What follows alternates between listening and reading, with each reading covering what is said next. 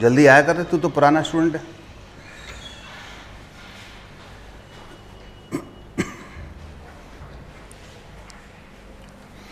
एक बार थोड़ा सा रिपीट कर देता हूँ। देखिए, जब अपन फिजिक्स पढ़ते हैं ना, तो फिजिक्स पढ़ने के लिए कुछ बातों की ज़रूरत पड़ती है, या कहें उसकी लैंग्वेज की ज़रूरत पड़ती है। फिजिक्स की अगर अपन बात करें, फिजिक्स की क्यों, कोई भी साइंस पढ़ो या अपन कोई भी सब्जेक्ट पढ़ो, जैसे इवन आप कोई लिटरेचर पढ़ रहे हो हिंदी का या इंग्लिश का, तो या कोई कंप्यूटर में कोई प्रोग्रामिंग कर रहे हो, इन सब के लिए क्या चाहिए? पहले उसकी लैंग्वेज चाहिए। अगर लैंग्वेज आपको आती है तो फिर आपको प्रोग्रामिंग करने में आसानी होगी, ठीक है ना। अगर आपको लैंग्वेज पे अच्छी पकड़ है तो आप हिंदी का लिटरेचर लिख सकते हैं, लैंग्वेज पे अच्छी पकड़ है, इंग्लिश लैंग्वेज पे अच्छी पकड़ है तो इंग्लिश का लिटरेचर लिख सकते हैं। यही होता है कि नहीं होता? तो ऐसे ही फिज़िक्स में अच्छी पकड़ बनाने के लिए क्या ज़रूरी है? फिज़िक्स की लैंग्वेज। और फिज़िक्स की लैंग्वेज क्या है? मैथमेटिक्स। फिज़िक्स की लैंग्वेज मैथमेटिक्स है। तो भाषा है फिज़िक्स की कौन? मैथमेटिक्स। कितना मैथमेटिक्स चाहिए वही हम अभी पढ़ रहे हैं। तो जैसे हमें चाहिए क्लास 1 to 10 तो चाहिए जितना मैथमेटिक्स आता है, और साथ साथ कुछ 11th और 12th का भी चाहिए। लेकिन ऐसा नहीं कि अपन जो मैथमेटिक्स वाले पढ़ते हैं वो अपन पढ़ें, अपने को उसके कुछ रिजल्ट चाहिए, ठीक है। तो उसी क्रम में मैं आपको सिखा रहा हूँ ग्राफ, कि फिज़िक्स में हम ग्राफ प्लॉट कैसे करते हैं। तो अपन उसी को सीखना है। एक मिनट से इसको सही कर दूँ। फिजिक्स में ग्राफ प्लॉट कैसे करते हैं, तो हम बात कर रहे हैं ग्राफ की। अब कुछ क्या है, जनरल ग्राफ है। वैसे तो ग्राफ इनफाइनाइट हो सकते हैं, लेकिन इन इनफाइनाइट ग्राफ में पूरे नहीं पढ़ने। जो स्टैंडर्ड ग्राफ हैं, ठीक है, उनकी कुछ इक्वेशंस होती हैं, और इक्वेशंस पता हो तो उनके ग्राफ पता होने चाहिए। तो इनकी हेल्प से अपन फिजिक्स में जितने ग्राफ प्लॉट किए जा सकते हैं सब अपन समझ सकते हैं, ठीक। तो मैं आपको 2 ग्राफ पिछले टर्म पर बता चुका था, मैं आपको उनको फिर से रिपीट कर रहा हूँ। सबसे पहला होता है सरल रेखा ग्राफ, सरल रेखा, स्ट्रेट लाइन, ठीक है। अब देखो, सरल रेखा आप जानते हैं लाइन बनती है, इसको सरल रेखा कहते हैं, सिंपल बात है। लेकिन जैसे ये हमारे पास एक एक्स अक्ष है और ये क्या है? वाई अक्ष है। मैं आपसे कहूं कि x बराबर 0, अगर कहीं किसी क्वेश्चन में लिखा है x बराबर 0, तो x बराबर 0 वाली लाइन कौन सी है? बोलो। जो पिछले टर्न पर नहीं आए थे वो बताएं केवल। तुम तो आए थे, बोलो। मूल बिंदु पर रहेगा, ठीक है। मूल बिंदु ये रहा। अब बताओ, x बराबर 0 कौन सी रेखा है इनमें से? ये वाली या ये वाली? ये रेखा नंबर 1, ये रेखा नंबर 2, कौन सी है x बराबर 0 की रेखा? सेकंड वाली। क्या होता है, देखो सिंपल बात है, ये x अक्ष है, ठीक है, ये मूल बिंदु है। अब अगर यही तो x बराबर 0 है कि नहीं? अब अगर मैं इधर जाऊंगा तो x की पॉजिटिव वैल्यू होगी, 1 2 3 4 5। इधर जाऊंगा तो x की नेगेटिव वैल्यू होंगी, है ना। समझ आ रही बात? अच्छा, इस पूरी लाइन पर क्या बाई है? इस पूरी लाइन पर क्या बाई है? नहीं है, क्योंकि बाई के लिए तो ऊपर जाना पड़ेगा प्लस में, और बाई के लिए माइनस में नीचे ले जाना पड़ेगा। और इस पूरी लाइन पर y का मतलब क्या है ही नहीं है, मतलब y 0 है। तो ये वाली लाइन जो होती है, ये होती तो x अक्ष है, लेकिन ये किसकी लाइन होती है? y बराबर 0 की लाइन होती है। तो हम यहां कहेंगे कि पूरी x अक्ष पर क्या 0 होता है? y 0 होता है। इसी प्रकार से अगर मैं यहां एक y अक्ष बना लूं, ये y अक्ष है, तो पूरे y अक्ष पर क्या 0 होता है? x बराबर 0 होता है। तो अब यहां से आपको ये बात क्लियर हो गई कि x बराबर 0 y अक्ष होता है, y बराबर 0 x अक्ष होता है।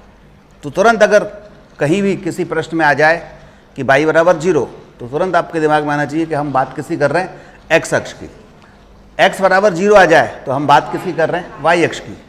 देखो नीट में बहुत छोटे छोटे, जेईई में बहुत छोटे छोटे प्रश्न आते हैं और ये बड़े बेसिक से आते हैं। आपने 2019 के बाद जितने भी बैक ईयर पेपर देखे होंगे, कोई भी क्वेश्चन ऐसा नहीं होता कि बहुत ज़्यादा टफ हो।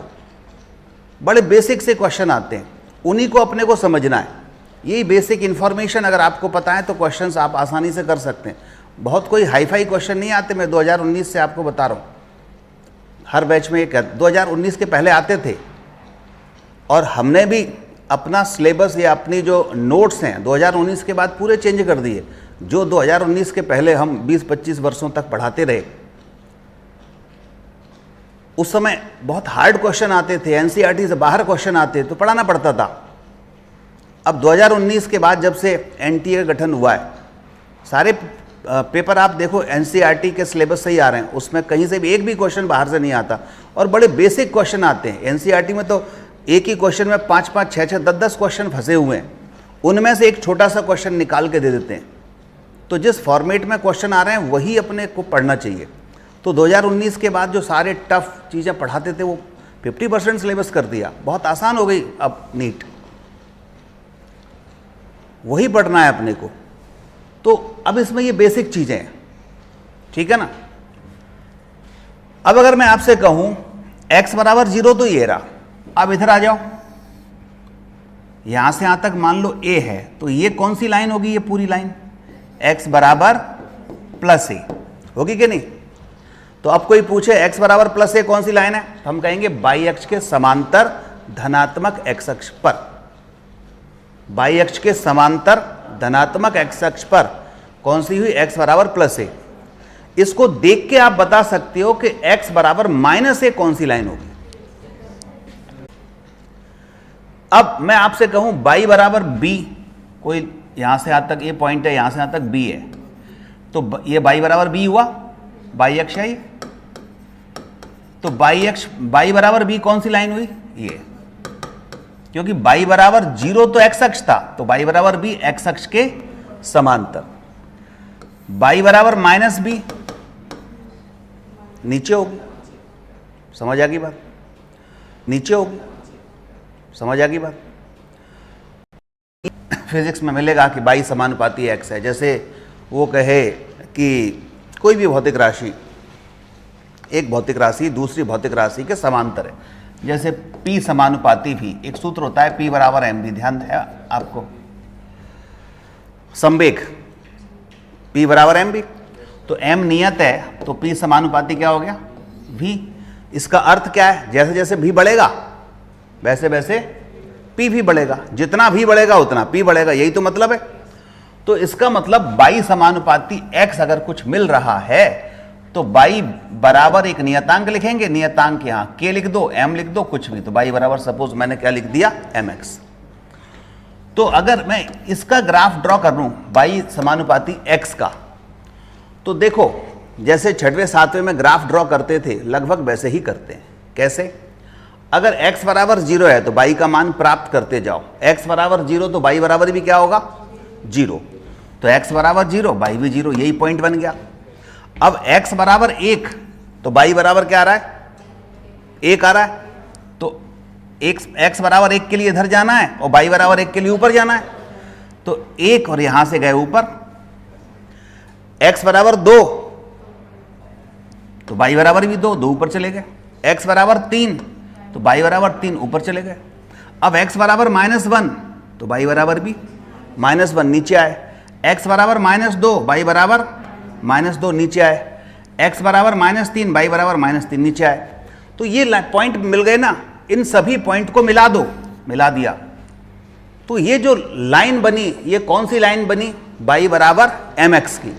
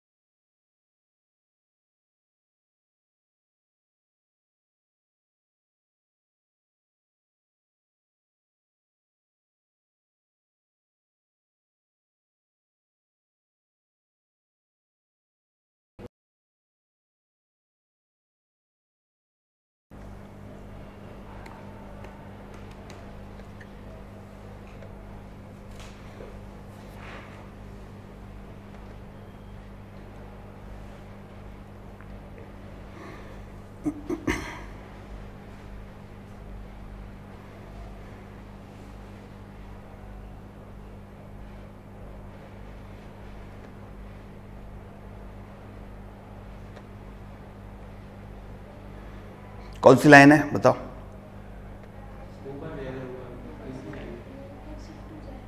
ऊपर शिफ्ट हो जाएगा।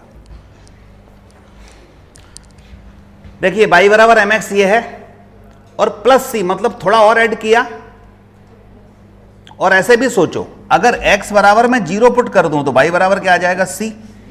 यानी x बराबर 0 है तो y की वैल्यू c आ रही है। तो यानी ये ग्राफ कहां से जाएगा? ये लाइन इधर c पॉइंट से ऊपर जाना चाहिए।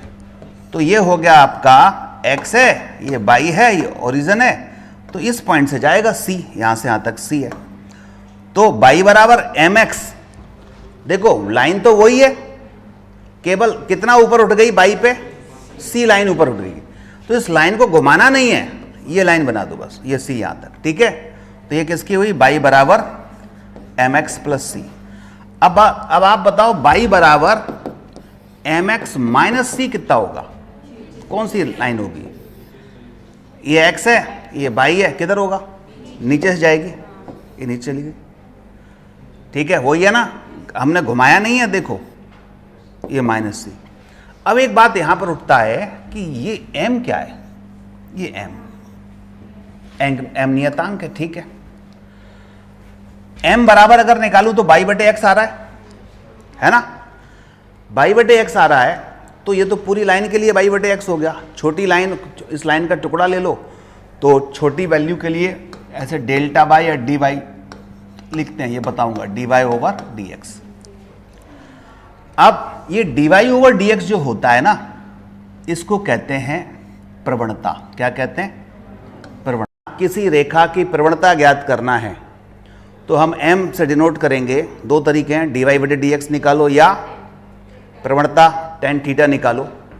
तो यहां से हम ये निकाल सकते हैं, और ये कोण है थीटा।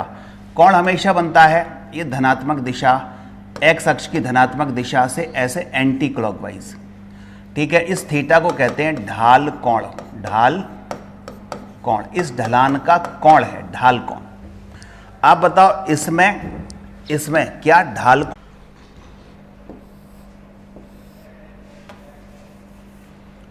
y बराबर माइनस एम एक्स का ग्राफ बताओ।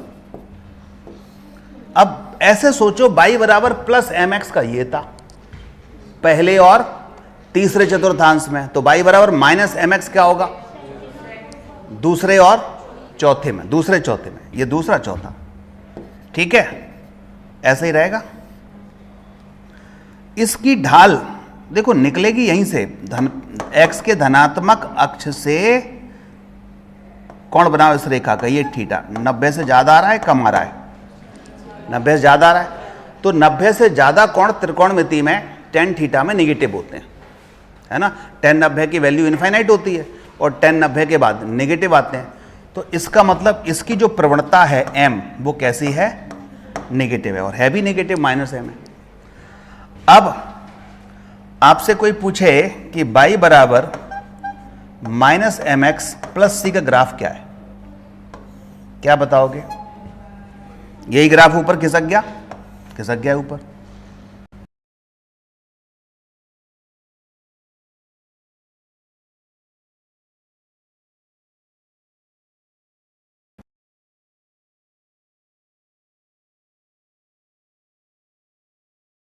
और x प्रवणता वही मोर देन 90 डिग्री, ठीक है ना।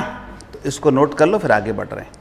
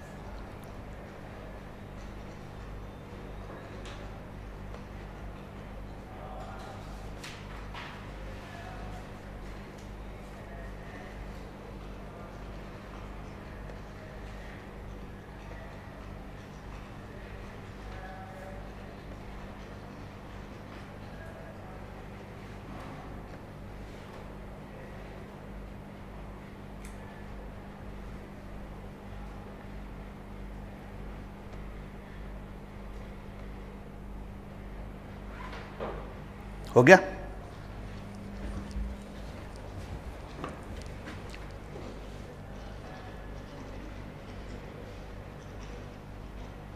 हो गया?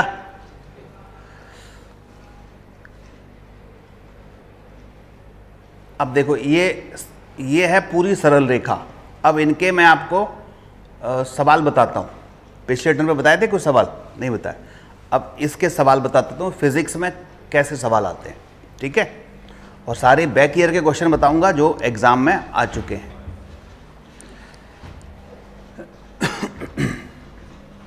देखो, जैसे पहला सवाल है, क्वेश्चन में दिया है कि हम एक वस्तु को नीचे से ऊपर फेंक रहे हैं यू बेग से, तो उसका बेग बढ़ेगा कि घटेगा? पहले तो ये बताओ। हाथ से जैसे ही छूटेगा ना, उसी क्षण से घटना शुरू हो जाएगा। किसी को ऊपर फेंकोगे ना, तो फेंकते समय जितना था, मान लो हमने 100 मीटर पर सेकंड से फेंका, तो हमारे हाथ से जैसे ही छूटा, पृथ्वी उसको नीचे की तरफ खींचना शुरू कर देगी और हर सेकंड पर कितने वेग में कमी करेगी? 10 मीटर पर सेकंड की, क्योंकि पृथ्वी का गुरुत्वीय त्वरण कितना है? लगभग 10, 9.8 होता है, अपन 10 मान लें कैलकुलेशन के लिए। तो 10 मीटर पर सेकंड स्क्वायर का गुरुत्वीय त्वरण है। इसका मतलब क्या है कि हर क्षण पृथ्वी वेग में 10 मीटर प्रति सेकंड का, हर क्षण का मतलब हर सेकंड पृथ्वी क्या कर रही है? उसके वेग में 10 मीटर प्रति सेकंड का परिवर्तन कर रही है। अब पृथ्वी इसके वेग को घटा भी सकती है और बढ़ा भी सकती है। और कब घटाएगी, कब बढ़ाएगी? अगर पृथ्वी के द्वारा जो गुरुत्वीय त्वरण लग रहा है, उसकी दिशा वस्तु की गति की दिशा में है, तो बढ़ाएगी, और अगर विपरीत है तो घटाएगी। जैसे कार चलाते हो, स्कूटर चलाते हो, तो इंजन अगर जिस दिशा में कार जा रही है उसी दिशा में बल लगा रहा है, तो कार की स्पीड बढ़ेगी, एक्सेलरेट हो गई। एक्सेलरेट कब करते हैं? एक्सेलरेटर दबाते हैं कि नहीं? तो एक्सेलरेट मतलब त्वरण। तो एक्सेलरेट कब करते हैं? जब उस कार पर बल किधर लगाए? जिधर जा रही है उसी दिशा में। लेकिन अगर ब्रेक लगाओ, तो ब्रेक जब हम लगाते हैं तो पीछे की दिशा में बल लगाते हैं, जिस दिशा में कार जा रही है उसके पीछे की दिशा में बल लगता है, जिससे कि वो कार रुकती है। तो सिंपल सा नियम है, अगर त्वरण की दिशा गति की दिशा में है तो वेग बढ़ेगा, और अगर त्वरण की दिशा गति की दिशा के विपरीत है तो घटेगा। और पृथ्वी, ये पृथ्वी है, पृथ्वी का गुरुत्वीय त्वरण जो होता है ए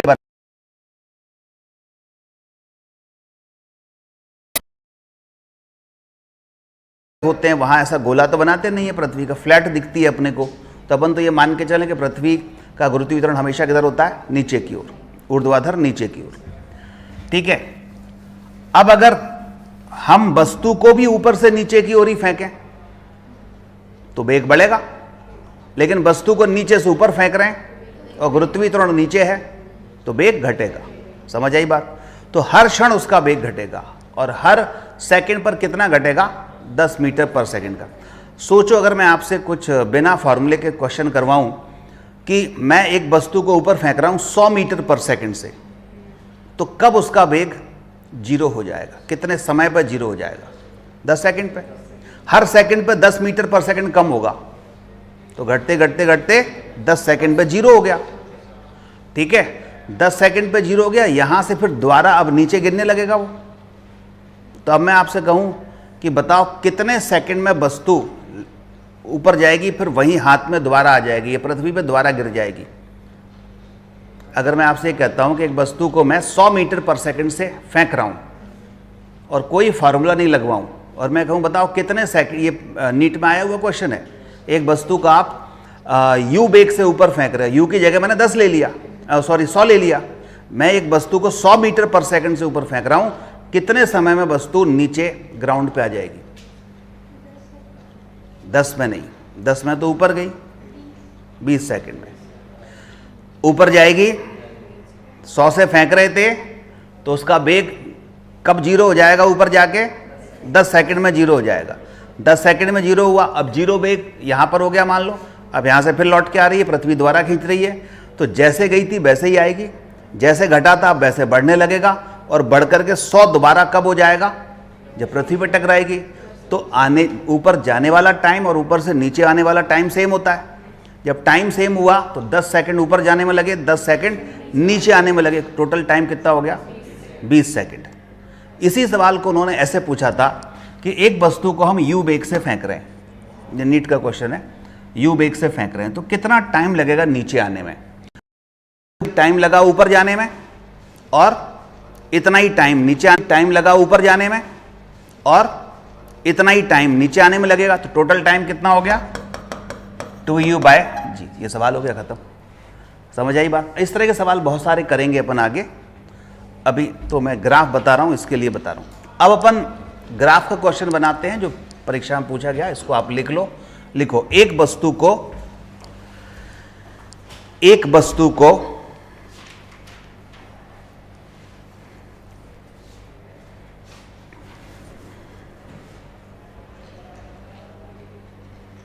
ऊर्ध्वाधर ग्राफ क्या होगा? अंतिम वेग और समय के मध्य ग्राफ क्या होगा? अंतिम वेग और समय के मध्य ग्राफ क्या होगा? बताओ कैसा बनेगा? सोचो जरा ग्राफ।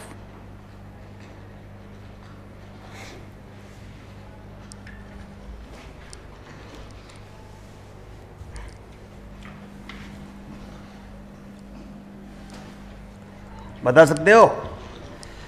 देखो, एक वस्तु को ऊपर फेंक रहे थे, कितने वेग से? किसी वेग से, तो यू वेग से मान लेते हैं। यू वेग से फेंका, ठीक है। और अंतिम वेग का सूत्र क्या होता है? v। प्रारंभिक वेग u, अंतिम वेग v, त्वरण लगेगा g।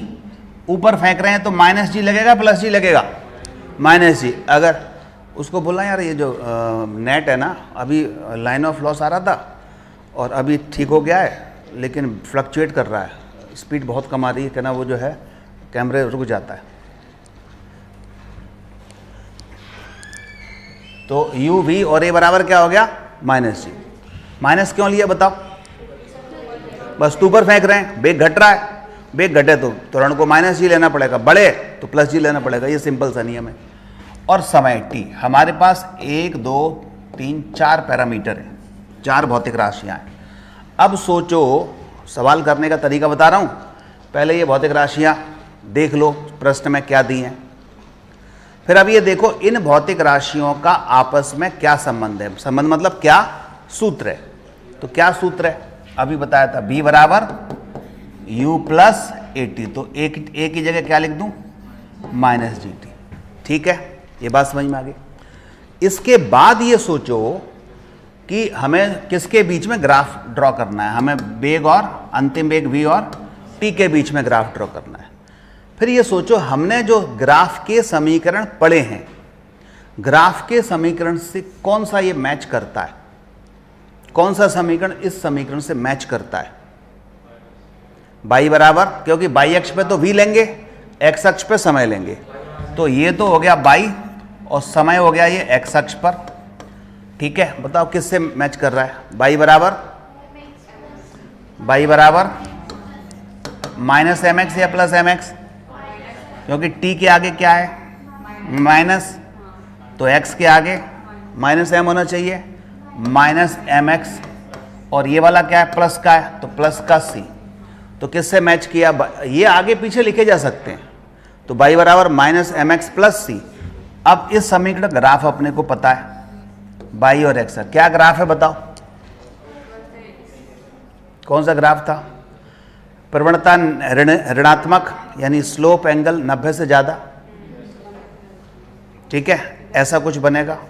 और +c है तो ऊपर से जाएगा, इससे जाएगा। +c है तो ऊपर से और सरल रेखा बनेगा, और m नेगेटिव है तो 90 से ज़्यादा, मतलब ऐसा बनेगा। तो ये ग्राफ बना दूं, बोलो ये ग्राफ बन गया कि नहीं? अब मैंने इस x की जगह क्या लूंगा मैं? t, और y की जगह क्या लूंगा? v। इधर ग्राफ नहीं बनाया ऊपर वाला, क्यों? क्योंकि टाइम कभी नेगेटिव नहीं होता, तो इधर वाला छोड़ देंगे ग्राफ। हम स्टार्ट यहां से करेंगे, ये गया यहां तक। अब इसी को आप चाहें तो आगे बढ़ा दो, ऐसे बढ़ा सकते हैं। यही ग्राफ तो था। तो ये वाला ग्राफ क्या शो कर रहा है? नीचे वाला, ये अपने को उसका ग्राफ क्या बोलना चाह रहा है उसको भी समझना है। ग्राफ तो इस तरह बना लिया, लेकिन ये भी बोलता है। क्या बोल रहा है वो सुनना है। क्या बोल रहा है कि यहां से आप फेंक रहे थे किसी वस्तु को, प्रारंभिक वेग इतना था, जैसे ही समय बढ़ेगा वेग घटेगा, घट करके एक टाइम पर कितना हो जाएगा? 0 हो जाएगा। ऊपर 0 हो गया था। फिर वो पलटना शुरू करेगा और जैसे घटा था वैसे ही बढ़ना शुरू करेगा। लेकिन अब बढ़ने की दिशा या वेग की दिशा जो पहले ऊपर थी अब नीचे हो जाएगी, यानी ऋणात्मक हो जाएगी। इसलिए ये नीचे की तरफ आ रहा है, यानी ऋणात्मक y में आ रहा है। समझ आई बात? तो ग्राफ क्या कहना चाह रहा है? धीरे धीरे अपने को ये भी सीखना है कि वो ग्राफ बोल क्या रहा है। उसकी सुनो, क्वेश्चन की सुनो, ठीक है? तो धीरे धीरे ये प्रैक्टिस होगी। एक्चुअली मैंने उसी दिन कहा था, पहले दिन ही, कि ये 9, 10th या 11, 12th वाली सिंपल सी फिजिक्स नहीं है। इसमें अपने को समझना है, रटना नहीं है। रट करके तो फिर अपना दिमाग बिल्कुल ब्लॉक हो जाएगा। जो चीज़ें हैं 10-20 याद करवा दी, बस रट लो, वो नहीं करना। हमें समझना है एक एक चीज़, वो क्या बोलना चाह रहा है, तभी तो कोई नया क्वेश्चन कर पाओगे। और अगर इसको रट लिया कि इसके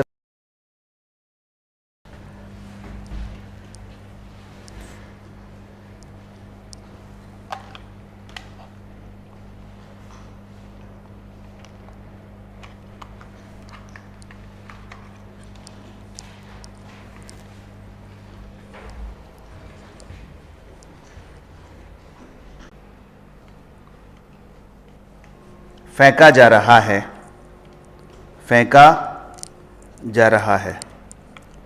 इसके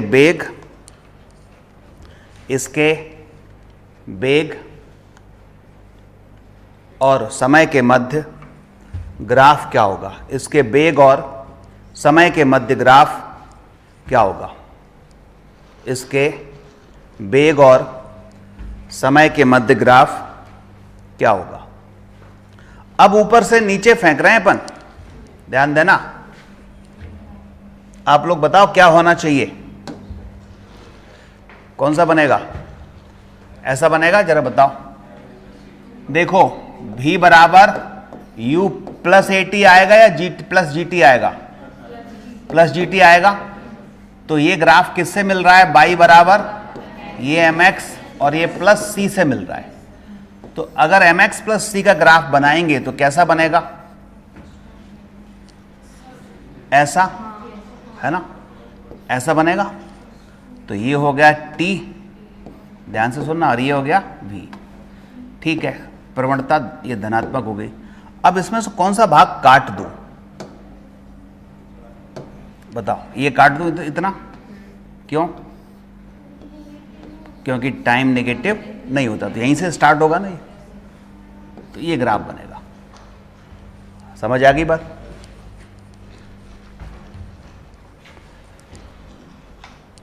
तो बहुत सिंपल है।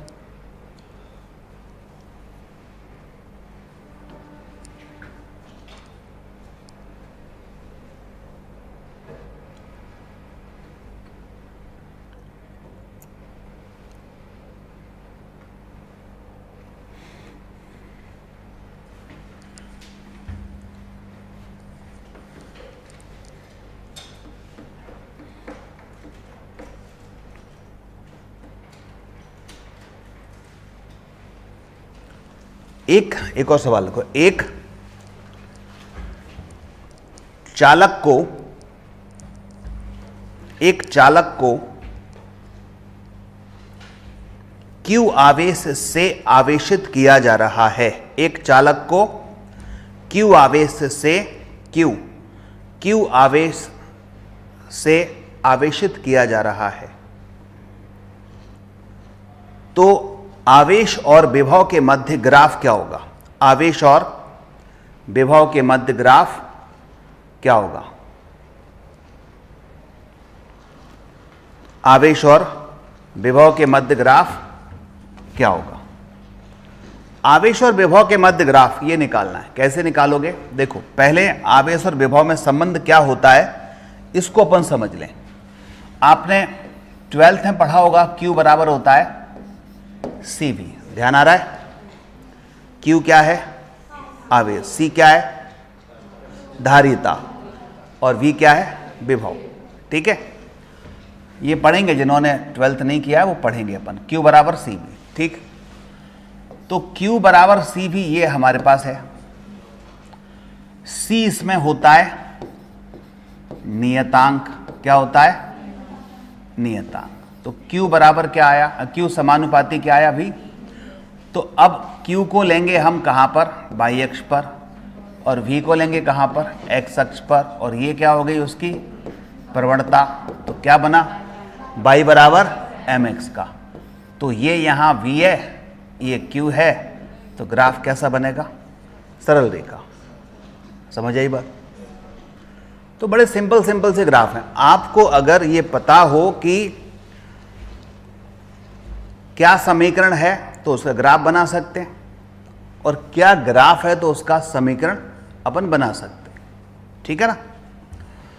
तो ये एक ग्राफ हो गया, मतलब एक टाइप का ग्राफ हो गया जिसको अपन कहते हैं सरल रेखीय ग्राफ। अब अपन दूसरा ग्राफ देखेंगे, और दूसरा ग्राफ क्या है? देखो कि मिटाऊं उसको। दूसरा ग्राफ है, अगर कहीं ऐसा हो कि y व्युत्क्रमानुपाती x है। अभी तक अपन बात किसकी कर रहे थे? y समानुपाती x।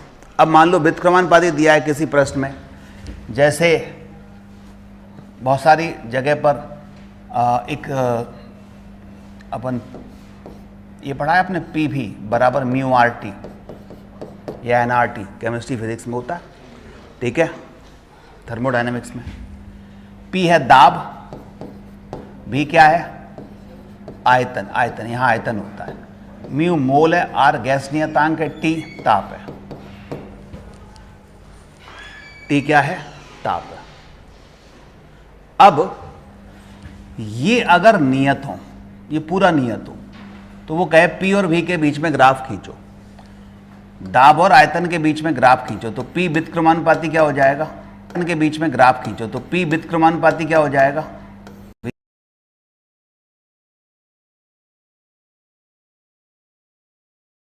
व्युत्क्रमानुपाती क्या हो गया? V हुआ। तो y समान व्युत्क्रमानुपाती x आ रहा है, तो यही ग्राफ आया कि नहीं? मतलब समीकरण बना कि नहीं? यह है कि व्युत्क्रमानुपाती x है तो उसका ग्राफ क्या होता है। ठीक है, तो इसका ग्राफ जब बनाते हैं ना तो बड़ा सिंपल सा ग्राफ है। यह है y और यह है x। इसका ग्राफ बनता है, ग्राफ का नाम है अति परवलय। क्या बनता है? अति परवलय। जैसे अभी तक हम इसके पहले सीख रहे थे, उसके नाम क्या थे? सरल रेखा, स्ट्रेट लाइन। तो इसका ग्राफ क्या हुआ? इसका नाम है अति परवलय। हाइपरबोला, अंग्रेजी में कहते हैं हाइपरबोला। कौन सा बोला? हाइपरबोला। वो बड़ा सिंपल है। अगर x का मान सपोज 0 है तो 1/0 कितना होगा? इन्फिनिटी, है ना? किसी भी चीज के नीचे 0 लिख दो तो वो होता है अनंत, और 0/x कर दो तो 0 होता है। छोटी छोटी बातें ध्यान रखना। तो x को अगर मैं 0 लिख रहा हूं तो 1/0 कितना हो गया? इन्फिनिटी। तो इनफाइनाइट का मतलब होता है ये किधर से आएगा ग्राफ? ऊपर इनफाइनाइट से आएगा, है ना? तो इनफाइनाइट वाली रेखा कैसी बनेगी? y अक्ष के समांतर आएगी। ऐसे समझो, रेल की पटरियां देखी हैं? इधर अपन देखें, बीच में खड़े हो जाएं रेल की पटरी पर और सामने देखें, तो अगर मैं कहूं कि अनंत से आने वाली लाइन बनाना है तो y अक्ष के क्या बनेगी? वो रेल की पटरी की तरह समांतर, यानी y अक्ष के समांतर लाइन आएगी ऐसी। है ना, ऐसी सीधी आएगी। फिर x बराबर ये बढ़ाते बढ़ाते अनंत कर दूं तो समथिंग अपॉन अनंत कितना होता है? 0। तो इसका मतलब ये लाइन यहां आते आते ऐसे जाते जाते x पर कहां मिलेगी? 0, है ना, यानी इन्फिनिटी पे मिल जाएगी। 0 का मतलब क्या है? इन्फिनिट पे मिलना। और ये भी इन्फिनिट की लाइन बनाएगी तो समांतर हो जाएगी। अब यहां से आ रही है और यहां समांतर होगी तो बीच में ऐसा कर्व ले रही होगी। समझ आई बात? तो इसका मतलब हाइपरबोला की शेप समझ में आ गई, ये आकृति। तो हाइपरबोला की शेप क्या होती है? अब मैं इस पर क्लियर बनाऊं तो y के समांतर आएगा, थोड़ा कर्व लेगा, फिर x के समांतर हो जाएगा। इसको कहते हैं क्या? हाइपरबोला। ये ना तो y को कट करेगा ना x को कट करेगा। इनफाइनाइट पे कट करेगा तो वो तो समांतर हो गया, इधर x पे इनफाइनाइट पे कट करेगा तो समांतर हो गया। तो ऐसा कर्व बनेगा, इसको बोलते हैं हाइपरबोला। ये है हाइपरबोला। तो y व्युत्क्रमानुपाती x है तो क्या ग्राफ बनेगा? ये हाइपरबोला। अब जरूर नहीं कि y व्युत्क्रमानुपाती x हो, y व्युत्क्रमानुपाती x स्क्वायर भी हो सकता है, ये पावर कुछ भी हो, बस व्युत्क्रमानुपाती हो, नीचे हो, तो ग्राफ से सेम बनेगा। बस अंतर क्या होगा? जितनी पावर बढ़ती जाएगी उतना ये x के नीचे x के पास आता जाएगा। जैसे अगर एक ग्राफ में ये बना दूं, ये भी हाइपरबोला है, ठीक है, इधर कहीं मिल जाएगा इनफाइनाइट पर, लेकिन कौन सा एक्स स्क्वायर का, कौन सा एक्स का है? तो ये वाला जो ऊपर है थोड़ा, ये किसका हो गया? y व्युत्क्रमानुपाती x का, और ये वाला y व्युत्क्रमानुपाती x स्क्वायर का। समझ आई बात? बोलो। और पावर बढ़ा दो और नीचे आ जाएगा, जितनी पावर कम उतना ऊपर, ठीक है। इसको बोलते हैं हाइपरबोला। लिख लो, फिर इसके सवाल बताता हूं।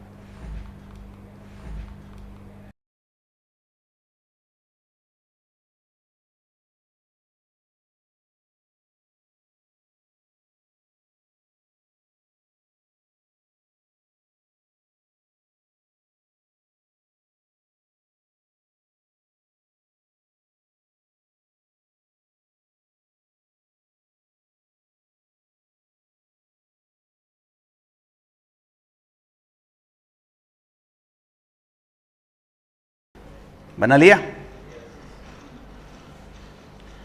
अब हम देखते हैं इसका सवाल। देखो, लिखो,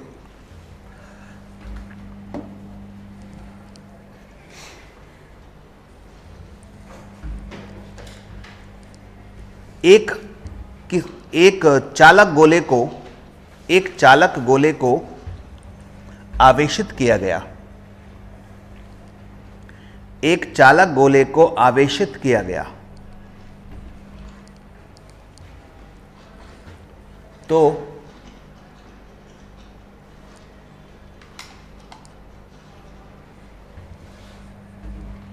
विद्युत क्षेत्र की तीव्रता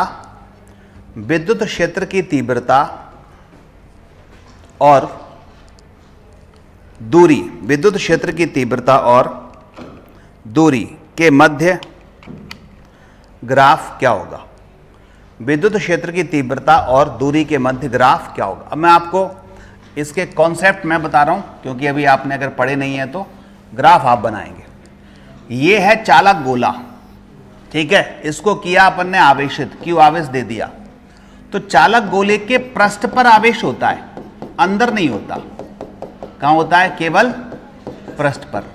अंदर केंद्र से लगा के इसकी त्रिज्या r है, तो अंदर पूरी जगह पर कहीं आवेश नहीं होता, इसलिए अंदर इनसाइड विद्युत क्षेत्र की तीव्रता 0 होती है। पृष्ठ पे तीव्रता होती है ES, पृष्ठ पे 1/4 pi epsilon not Q by R square, और बाहर होती है आउटसाइड की अगर बात करें, दूरी बढ़ाते जाएं तो आउटसाइड होती है 1/4 pi epsilon not Q by small r square. r ये दूरी बढ़ रही है। तो ये 3 कॉन्सेप्ट है, अपन पढ़ेंगे आगे, ठीक है। अगर पहले से नहीं पता तो कोई चिंता करने की बात नहीं है, सब पढ़ाऊंगा। अब ग्राफ ड्रॉ करना है आपको, किसमें? विद्युत क्षेत्र की तीव्रता और दूरी के मध्य। ये 0 है, 0 मतलब केंद्र है, ठीक है। और यहां पर अगर मैं गोला बना लूं, मान लो ये गोला है, ठीक है। अब ग्राफ बनाना है, तो जरा बताओ 0 से r तक तीव्रता कितनी होगी? इसको अलग कलर से ग्राफ बनाओ। 0 से r तक तीव्रता कितनी होगी बताओ? 0 है ना? 0 है, तो क्या 0 है? E 0 है। तो E 0 कौन से अक्ष पर होता है? E मतलब बाई पे है ना, तो बाई को ही 0 करना है। E बाई पे है तो E 0 करो, E 0 मतलब बाई 0 करो। तो बाई 0 कौन सी अक्ष पे होता है? X अक्ष पे होता है, अभी बताया था। तो यानी R अक्ष पे 0, तो R अक्ष पे ही ग्राफ बना दो ऐसे सीधा, ऊपर नहीं जाएगा। तो ये ग्राफ क्या बता रहा है? कि तीव्रता 0 है। अब यहां पहुंच गए, यहां पे तो तीव्रता अधिकतम हो गई, एकदम जंप करके इतनी हो गई S पे, तो इधर आ गए, मान लो एकदम जंप करके तीव्रता ये हो गई अधिकतम ES, ये वाली। इसके बाहर गए तो E और R में बन गया, तो इसका ग्राफ बनेगा ये। इसको और अच्छे कलर से बना दूं तो इसका ग्राफ बनेगा ये, फिर जंप किया, फिर ये, ठीक है। ये इसका ग्राफ है।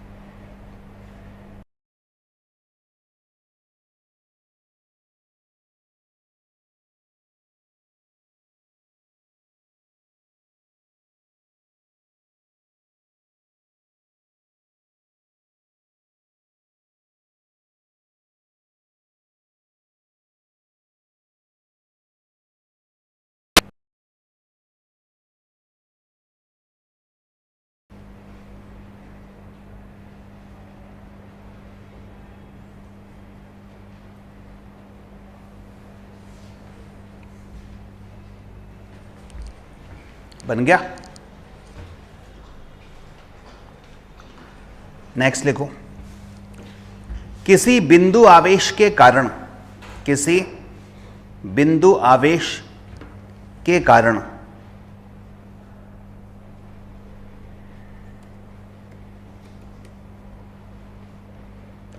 किसी बिंदु आवेश के कारण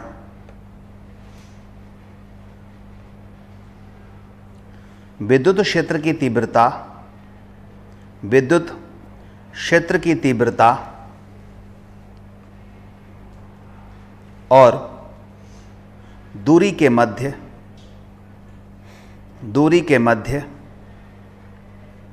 ग्राफ क्या होगा? दूरी के मध्य ग्राफ क्या होगा।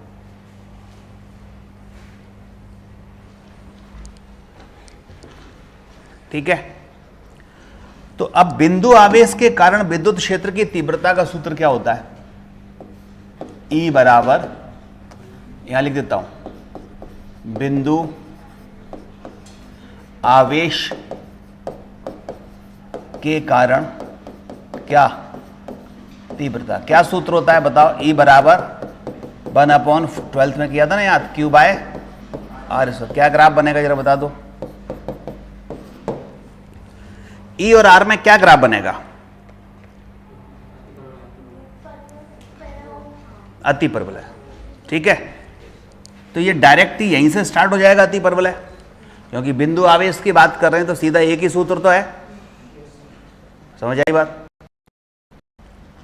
इसको नोट कर लो, अगला सवाल लिखो।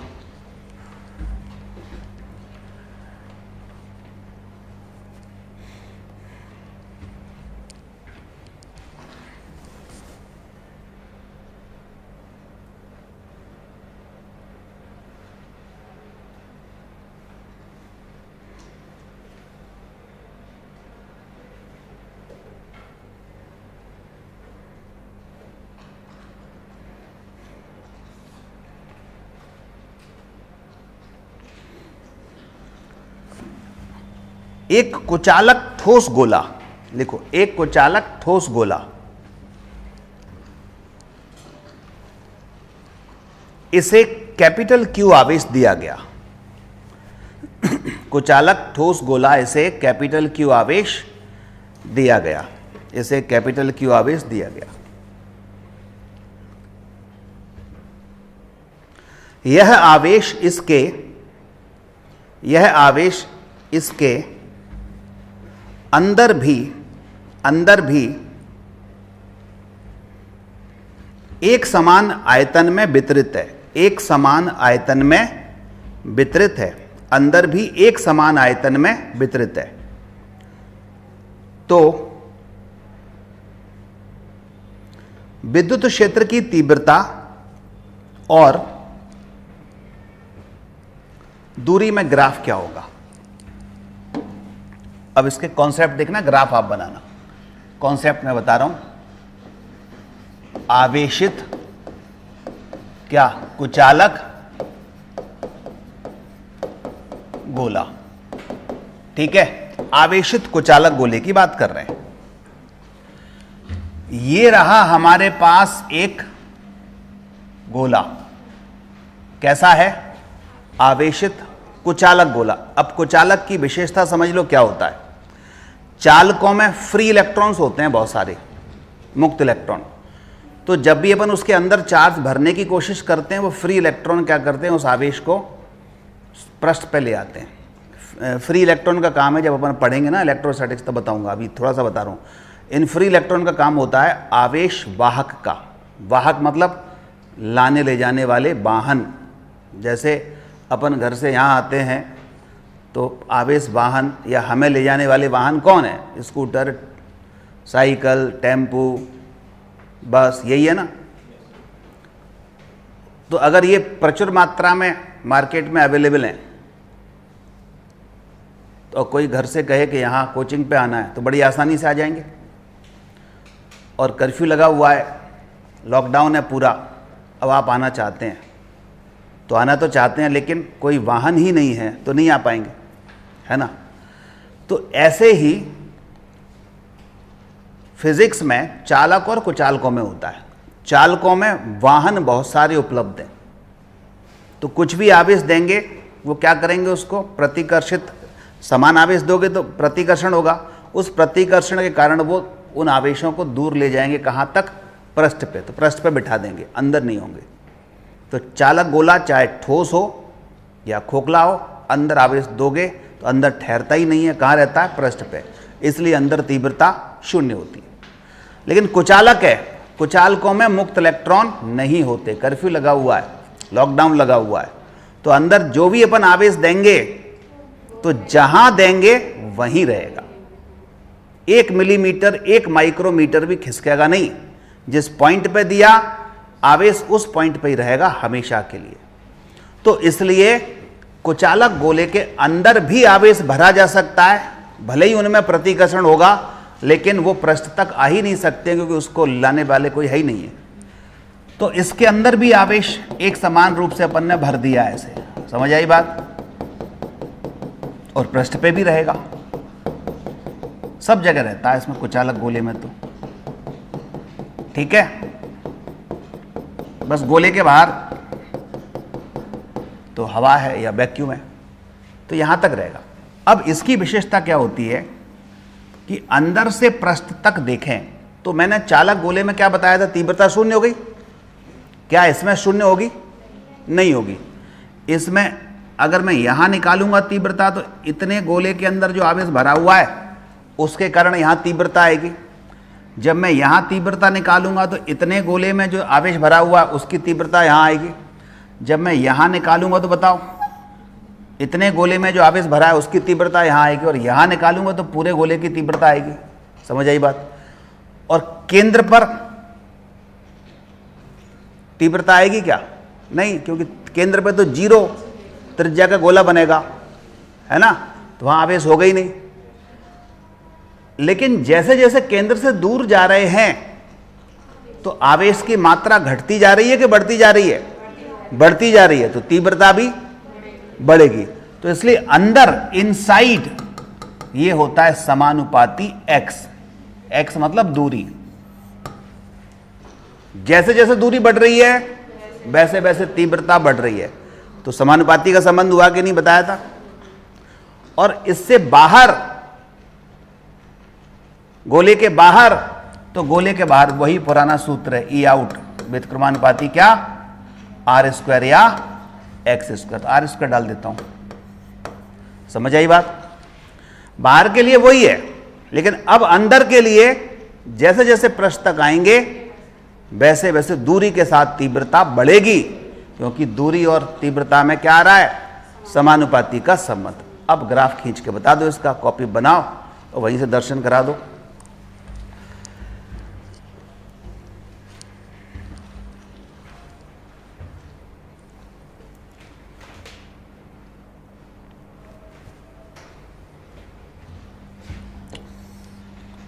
ई और आर में ग्राफ कैसा बनेगा, यहां तक मान लेते हैं कि ये x बराबर कैपिटल R है।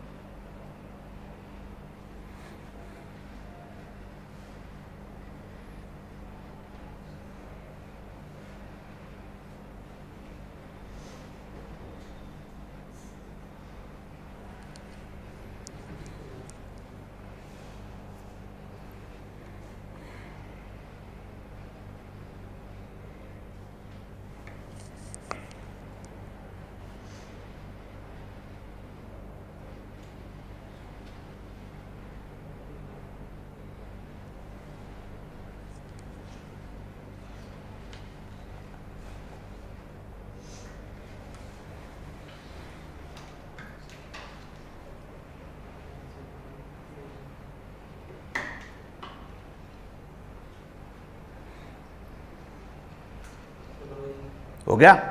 बोलो क्या बनेगा, बताओ।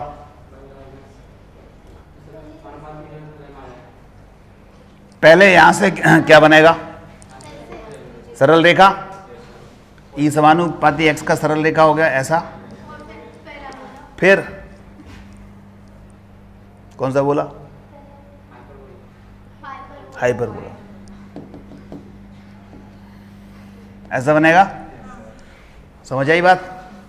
तो ये बन गया, ये ग्राफ बनेगा। यही बनाया सबने, तो सरल रेखा बनेगा, फिर हाइपरबोला बनेगा।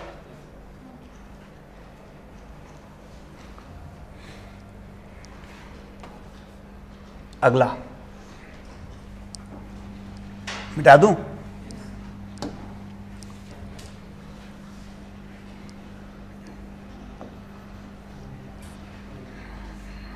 ये यहां पर थोड़ा सा एक नोट लिखेंगे, समझेंगे।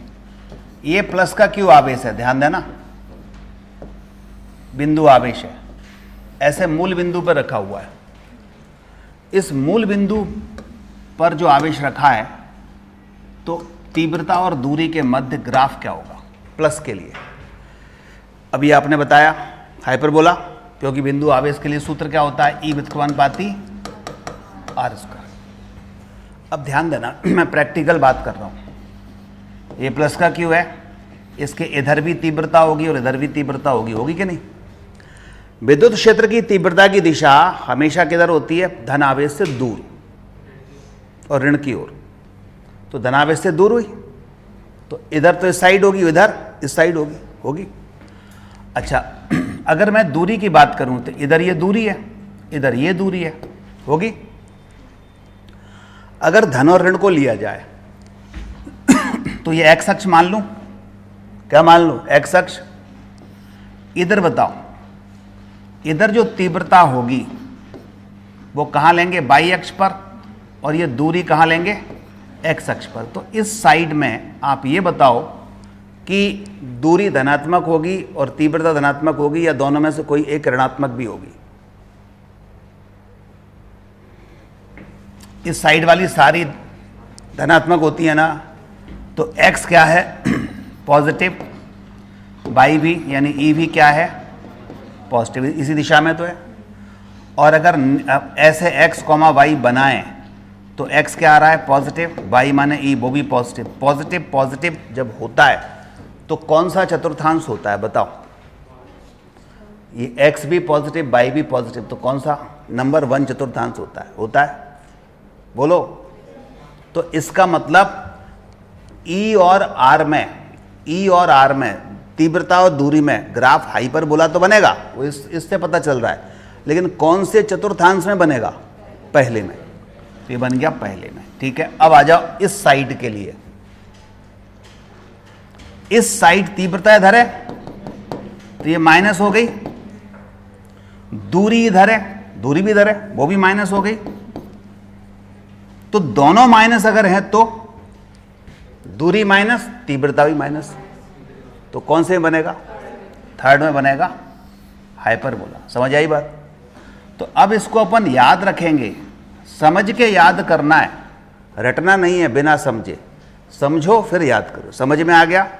अब क्या याद करेंगे कि अगर कोई पॉजिटिव चार्ज है और उसके दोनों तरफ हमें तीव्रता का ग्राफ बनाना है, तो पहले और तीसरे चतुर्थांश में हाइपरबोला बनता है, पक्की बात है। अब अगर नेगेटिव चार्ज है तो अब तो समझने की भी जरूरत नहीं है, क्योंकि इसका उल्टा बनेगा। माइनस क्यू चार्ज दूसरे और चौथे में क्या बनेगा? हाइपरबोला। समझ आई बात? तो ये 2 नोट लिख लो और फिर हम इसके भी सवाल करते हैं। कुछ सवाल तो डायरेक्ट ऐसे ही आ जाएंगे और कुछ इनके कॉम्बिनेशन के आएंगे।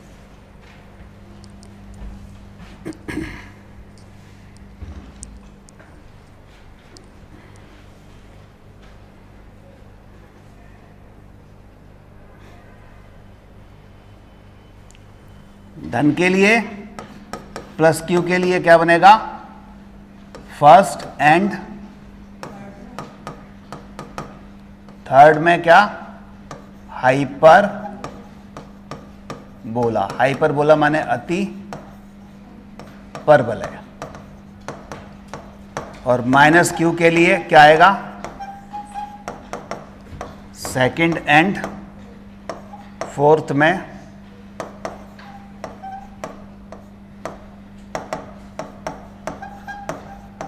हाइपर बोला। ठीक है।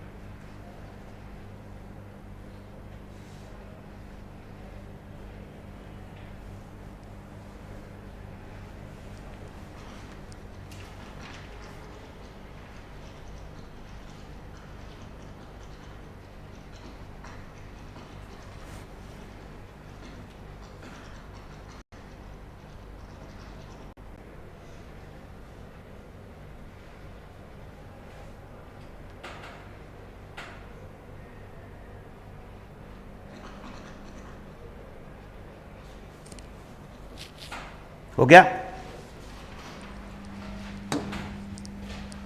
अब देखो, ये प्लस का क्यू रखा है, यहां माइनस का क्यू रखा है। ग्राफ बनाना है तीव्रता और दूरी, और तीव्रता और दूरी के मध्य। ये कुछ दूरी पर रखे हैं ऐसे। ऐसे सवाल आपको बहुत सारे मिलेंगे। आप बैक ईयर पेपर देखेंगे या अपने नोट्स देखेंगे तो उसमें बहुत सारे मिल जाएंगे। तो जैसे मान लो प्लस का क्यू का बनाना है, तो जहां पे रखा है ना वहां एक ऐसी लाइन खींच लो, तो एक्स वाई अक्ष बन गई। जहां ये रखा है वहां भी लाइन खींच लो, ठीक है। तो एग्जाम में तो 4 ऑप्शन होंगे, उसमें छांटना होगा। यहां अपन बना रहे हैं, ठीक है। तो प्लस का क्या बनता है? हाइपरबोला। कौन से चतुर्थांश में? फर्स्ट ईयर आ, थर्ड ईयर आ, ठीक है, बन गया। माइनस क्यू के लिए कहाँ बनता है? सेकंड और फोर्थ। ये सेकंड है और ये फोर्थ है। ये सेकंड हो गया और ये फोर्थ है। अब इनको थोड़ा कलाकारी कर दो इसमें, मतलब स्टाइलिश वे में मिला दो इनको आपस में, चंद्रमा बन जाएगा। यहाँ बन गया। बस ये चंद्रमा इसको टच नहीं करेगा। क्यों? क्योंकि हाइपरबोला में टच करता ही नहीं है एक्स को ना, ये टच किया, आपस में मिल गए। तो ये ग्राफ बन गया किसका? धन और ऋण का। समझ आ गई बात? ये पहला ग्राफ हुआ। अब वो इसको शब्दों में लिख देगा परीक्षा में कि एक धनावेश और एक उतना ही ऋणावेश कुछ दूरी पर रखे हैं, तो इनके लिए विद्युत क्षेत्र और तीव्रता के मध्य ग्राफ कौन सा होगा। तो ऐसे ऐसे वो 4 ग्राफ बनाएगा, उसमें से सही छांटना है। तो ऐसे ऐसे 4 कौन से बनाएगा? हो सकता है किसी में चंद्रमा नीचे बना दे, किसी में ये ऊपर कर दे, ये इधर कर दे, कोऑर्डिनेट बदल दे, मतलब ये चतुर्थांश हम बात कर रहे हैं वो बदल दे। तो अपने को ध्यान से देख करके ये लगाना है। समझ आई बात? अब जैसे एक धनावेश है और दूसरा भी उतना ही धनावेश है, और आपको कहा जाए कि आप ग्राफ बनाओ विद्युत क्षेत्र की तीव्रता और दूरी के मध्य, तो क्या ऐसे ही बनेगा? कुछ अलग बनेगा? अलग बनेगा। तो इसके लिए क्या बनेगा? फर्स्ट एंड थर्ड में हाइपरबोला। इसके लिए क्या बनेगा? फर्स्ट एंड थर्ड में हाइपरबोला। अब देखना, ये ग्राफ, अब चंद्रमा तो बना नहीं, चंद्रमा तो उसको कट करता नहीं, लेकिन अपने को इस ग्राफ को इस ग्राफ से मिलाना है। वहां भी तो मिलाया ही था ना। तो जब इसको मिला रहे होंगे तो ये जरूर कट जाएगा। काट तो कोई दिक्कत नहीं है। तो आप कहोगे तो आप तो कह रहे थे कटेगा ही नहीं, तो यहां पर ये कट इसलिए गया, ध्यान देना, कि इस धन आवेश के कारण ये उदासीन बिंदु कहाँ मिल रहा है? न्यूट्रल पॉइंट ठीक मध्य में मिल रहा है। तो मध्य में मिल रहा है, इसलिए ग्राफ कुछ ऐसा बना। ठीक है, समझ आई बात? नोट कर लो इसको। अब अगर एक और ग्राफ बनाओ, प्लस का क्यू, माइनस का क्यू, प्लस का क्यू, 3 है।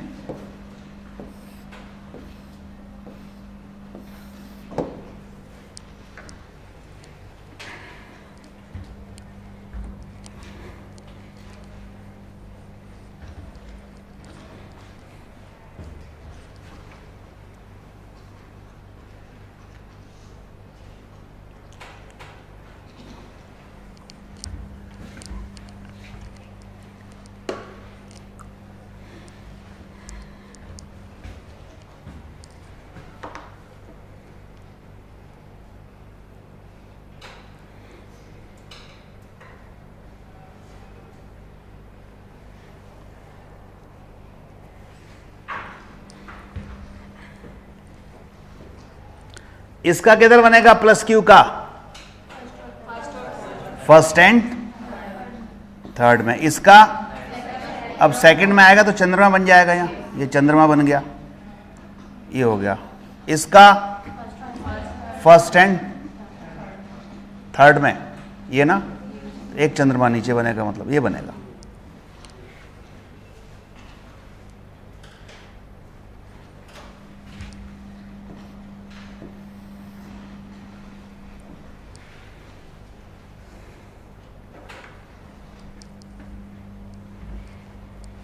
ट्वेल्थ में पढ़े थे ये? नहीं पढ़े, देखे ही नहीं होंगे। समस्या है ना, टीचर पढ़ाते ही नहीं है, वो पढ़ाते हैं जो ब्लूप्रिंट में लिखा है। और पढ़ाना भी चाहिए, क्योंकि पास होना है वहाँ। तो ये पढ़ाएंगे तो 12th में आएगा ही नहीं, आता नहीं है ये नीट में आता है, जेई में आता है।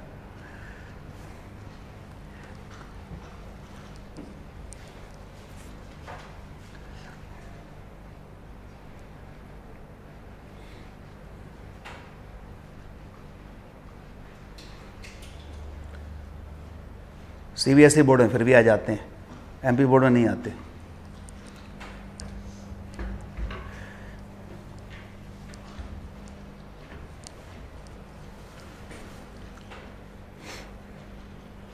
और अगर आने भी लगे तो टीचर भी इसको रटवाएंगे कि देखो इसको +q -q लिखा है, तो इधर चंद्रमा बना दो, इधर बना दो, इधर बना दो, बस हो गया। रीजन नहीं बताएंगे। और उसने -q इधर कर दिया, +q इधर कर दिया, तो पलट जाएगा। फिर ये नहीं बनेगा। बताओ क्या बनेगा? ये -q ले लूँ और ये +q ले लूँ, अब क्या यही बनेगा? आप कहोगे इसमें भी है तो वही कहानी, फिर ऐसा क्यों हो रहा है? यहाँ माइनस है तो सेकंड एंड फोर्थ, ये प्लस है तो ये और ये। तो अब देखो चंद्रमा जो ऊपर बन रहा था वो नीचे बन गया। तो डिपेंड करेगा प्लस माइनस में पॉजिटिव और नेगेटिव रखा किधर है।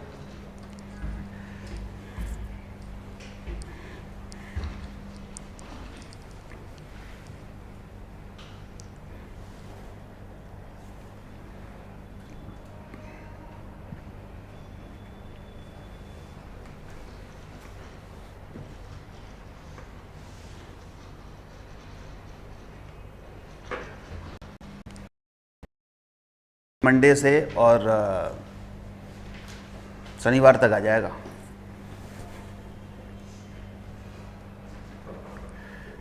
या हो सकता है इसी वीक में आ जाए, इसी वीक में भी आ सकता है, इसी वीक में आ सकता है, शनिवार तक आ सकता है।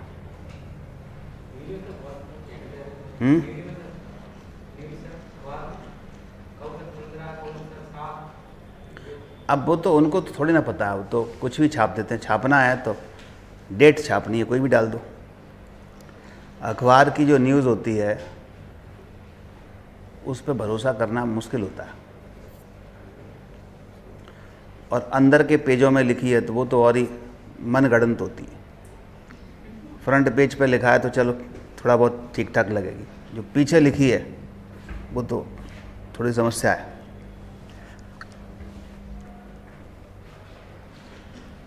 आजकल सब जगह ऐसे ही चल रहा है ना, रिपोर्टर भी सही ढंग से रिपोर्टिंग नहीं करते। एक कमरे में बैठ जाएंगे, वहीं ऑफिस में एसी में, वहीं से बैठे बैठे किसी को फ़ोन लगा दिया, कहो ये कब आ रहा है, उन्होंने कह दिया आ जाएगा, हो सकता है 15-20 को, ठीक है छाप देते हैं, 15 को आ रहा है। रिपोर्टिंग करनी चाहिए, वहीं जाके जाओ आप, वहाँ ऑफिस में जाके पता करो।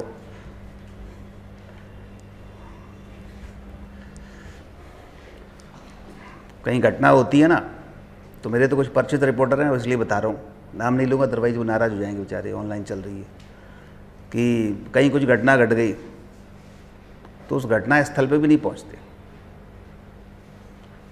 पूरी न्यूज़ लिखनी है, वहीं फ़ोन करके किसी से पता कर लिया, क्यों कितने मर गए, इतने मरे हैं, ठीक है, तो अब अपनी कहानी बना दी। यानी 3-4 इन्फॉर्मेशन वहाँ से कलेक्ट करके और स्टोरी पूरी बना देते हैं। अब सो है, छप गया अखबार में। सही रिपोर्टिंग होती है, आप वहाँ घटना स्थल पर पहुँचो, आके सारी जानकारी लो, जितने डेटा इकट्ठे हो सकते हैं वो इकट्ठे करो, उसके बाद फिर फाइनल होती है उसकी रिपोर्टिंग।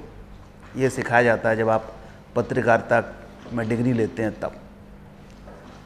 समस्या है कि जितने पत्रकार हैं उसमें करीब 70-80% के पास वो डिग्री नहीं है। कोई भी जिसको कुछ नहीं मिला वो अखबार में एक पत्रकार बन गया।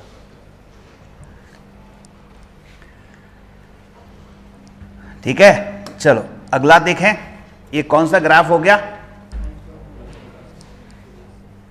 हाइपरबोला।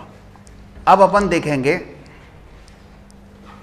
अब बनता है, ये बार बार कह रही थी क्या, पैराबोला। कौन सा बोला, पैराबोला। परवलय, परवलय में होता है y समानुपाती x पर स्क्वायर। अभी तक अपन क्या कर रहे थे, y समानुपाती x, फिर क्या किया, y व्युत्क्रमानुपाती x या y व्युत्क्रमानुपाती x स्क्वायर। अब क्या है, y समानुपाती x स्क्वायर। अगर y और x में कुछ ऐसा रिलेशन है कि 1 की पावर 2 है, डबल है, तो इस संबंध को अपन पैराबोलिक समीकरण कहते हैं। तो y समानुपाती x स्क्वायर। अब y समानुपाती x स्क्वायर है तो y समानुपाती का चिन्ह हटाएगा, एक नियतांक आएगा k, तो y बराबर क्या हो गया, kx स्क्वायर। अब इसका ग्राफ बनता है परवलय। अब परवलय क्या होता है, देखो आपको सिखा रहा हूं। x का मान रखते जाओ, y का मान निकलता आएगा, फिर यहां कुछ पॉइंट बना लेंगे, उनको मिला देंगे। x की वैल्यू 0 लिखूं, y कितना आएगा, 0। ठीक है, मतलब ये पक्की बात है, 0 से जाएगा ग्राफ। x की वैल्यू 1 लिखूं तो 1 का स्क्वायर, y कितना आएगा, 1 ही आएगा। x की वैल्यू 2 लिखूं तो y कितना आएगा, 4 आएगा। यानी अब स्ट्रेट लाइन तो बनेगा नहीं, अगर 2 ही आता तो स्ट्रेट लाइन बन जाता, यहां तो 4 आ रहा है तो स्ट्रेट लाइन से ऊपर पार कर गया है 4। 3 लिखूं तो 9 आ रहा है और ऊपर चला गया। लेकिन यहां अगर मैं -1 लिखूं तो -1 का स्क्वायर +1, तो यानी ये जो पॉइंट ये था वही पॉइंट यहां बना।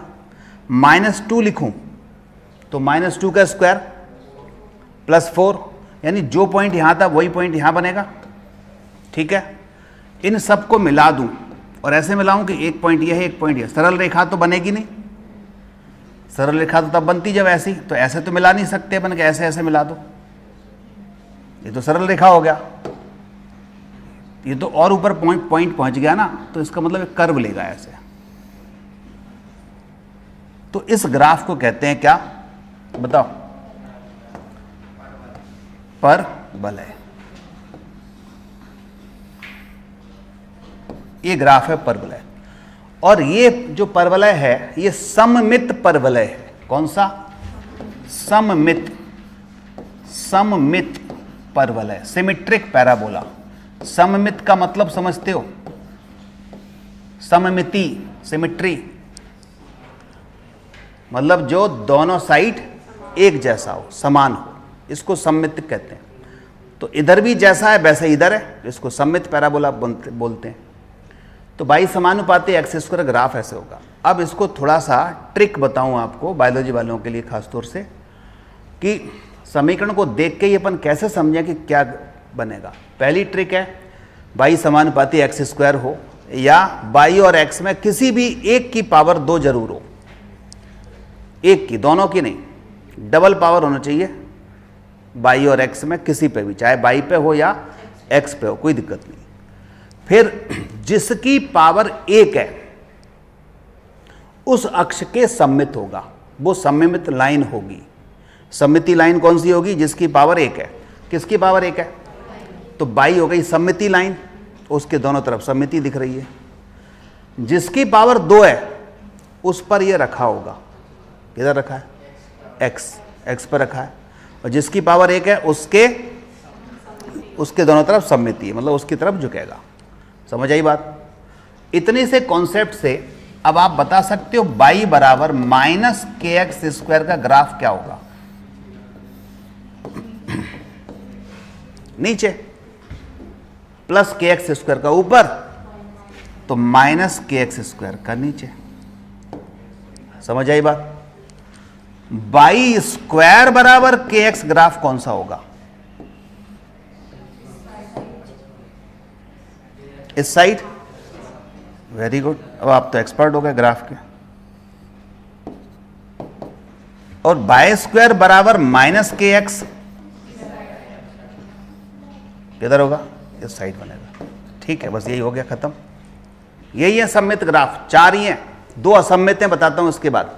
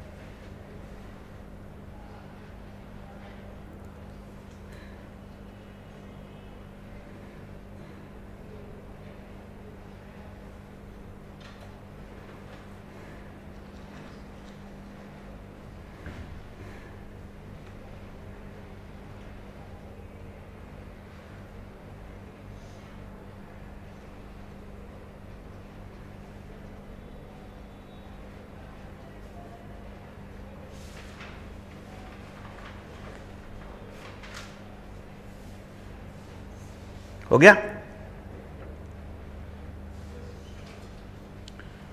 सवाल लिखो।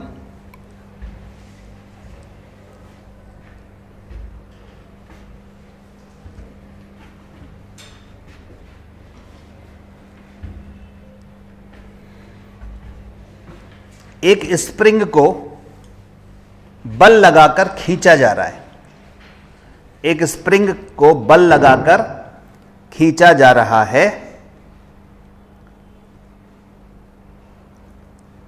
स्प्रिंग का बल नियतांक x है, सॉरी k है। स्प्रिंग का बल नियतांक k है।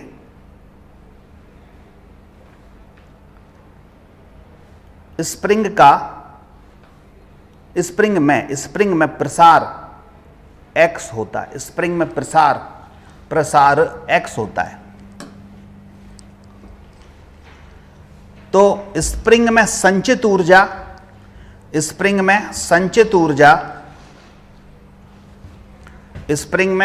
ऊर्जा और प्रसार के मध्य ग्राफ क्या होगा? स्प्रिंग में संचित ऊर्जा और प्रसार के मध्य ग्राफ क्या होगा? देखो, अब आपको एक सूत्र याद होना चाहिए। ये स्प्रिंग है,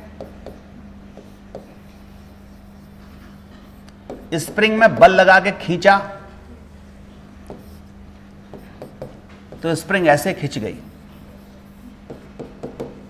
तो कितना प्रसार हुआ? यहां से यहां तक x का प्रसार हो गया, इतनी लंबी होगी ना। स्प्रिंग की हार्डनेस को शो करता है इसका नियतांक k, कितनी हार्ड है। k का मान जितना ज्यादा होगा उतनी हार्ड होगी ये। k का मान 1 है, कम हार्ड है, ये 2 है और ज्यादा हार्ड है। तो इसको खींचने के लिए हमें बल लगाना पड़ेगा। हार्ड स्प्रिंग है तो और ज्यादा खींचने के लिए बल लगाना पड़ेगा। तो जितना ये खींचता है ना, x खिंच गई, तो इसके अंदर जो हमने इसको खींचने के लिए काम किया, वर्क किया, वो वर्क इसमें स्थितिज ऊर्जा के रूप में संचित हो जाता है। वर्क कभी खाली नहीं जाता। कुछ अपन काम कर रहे हैं तो वो सिस्टम पे जो काम कर रहे हैं उसमें संचित हो जाएगा, तो वो स्थितिज ऊर्जा के रूप में संचित हो गया U। और इस स्थितिज ऊर्जा को हम निकालते हैं 12kx²। और फिजिक्स में बड़े सिमेट्रिक फार्मूले होते हैं, नाम बदल जाते हैं, फार्मूला वही रहता है जो 9th-10th में पढ़ा है, इसलिए बहुत आसान है। 12mv² गतिज ऊर्जा पड़ी है ना, वो तो उसी जैसा नहीं दिख रहा। m की जगह क्या आ गया? k, v की जगह x आ गया। नाम बदल गए हैं, चिन्ह बदल गए है, तो वैसे ही ऊर्जा का। तो ये अपन आगे पढ़ेंगे सिमेट्री से। तो ये सूत्र बना 12kx²। अब आपको तो u और x के बीच में ग्राफ खींचना है। बताओ क्या कैसा होगा? u लेंगे हम y अक्ष पर और x लेंगे x अक्ष पर। सोचो कैसा ग्राफ आएगा? परवलय आएगा, सही है। और कौन सी अक्ष के सिमेट्रिक होगा, सममित होगा? u के x के, u अक्ष के, तो u y पे, तो इसके सिमेट्रिक होगा। तो ग्राफ क्या बना? ये बना, खत्म हो गया। समझ आई बात? तो u और x के बीच में ये ग्राफ बन जाएगा।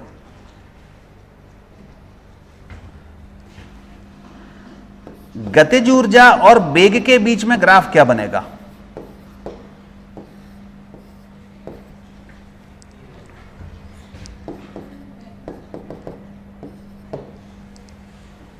गतिज ऊर्जा और वेग के बीच में ग्राफ क्या बनेगा?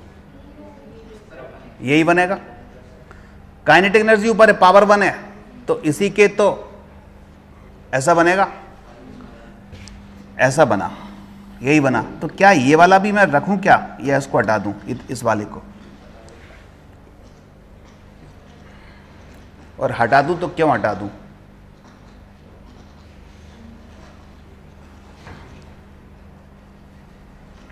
भी इधर है, तो भी अगर ऋणात्मक लोगे भी तो क्या हो जाएगा? पॉजिटिव ही हो रहा है। तो ये तो पॉजिटिव गतिज ऊर्जा कोई बता रहा है, तो ये तो रख सकते है ना। समझ आई बात? भी अगर नेगेटिव भी ले ली तो नेगेटिव का स्क्वायर पॉजिटिव हो जाएगा। तो गतिज ऊर्जा, ये पूरा ग्राफ ऊपर ही तो है।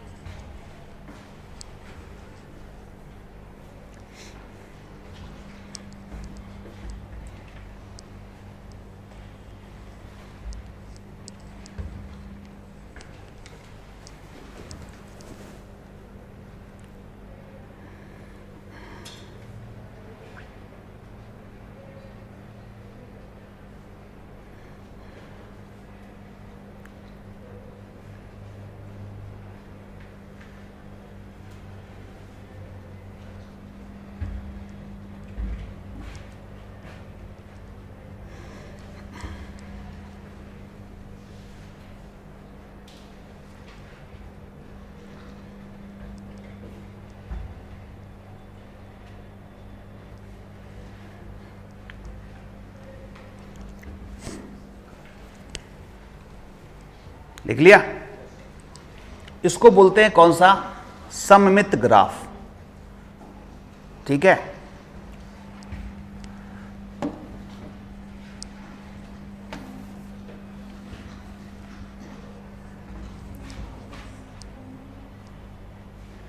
इस बार आप सबने एग्ज़ाम दिया था, नहीं दिया? नीट का किन किन बच्चों ने दिया था? तुम लोगों ने दिया होगा। तो कितनी उम्मीद है? ये तो अब अभी क्रैश कोर्स में ही आया था, महीने भर ही पढ़ा था। ये तो महीने भर में भी इसने काफ़ी अच्छा किया होगा। फिजिक्स में तो जिसने मात्र महीने भर भी पढ़ लिया है, उसी में से बहुत सारे क्वेश्चन मिल गए होंगे। मिले थे कि नहीं मिले थे?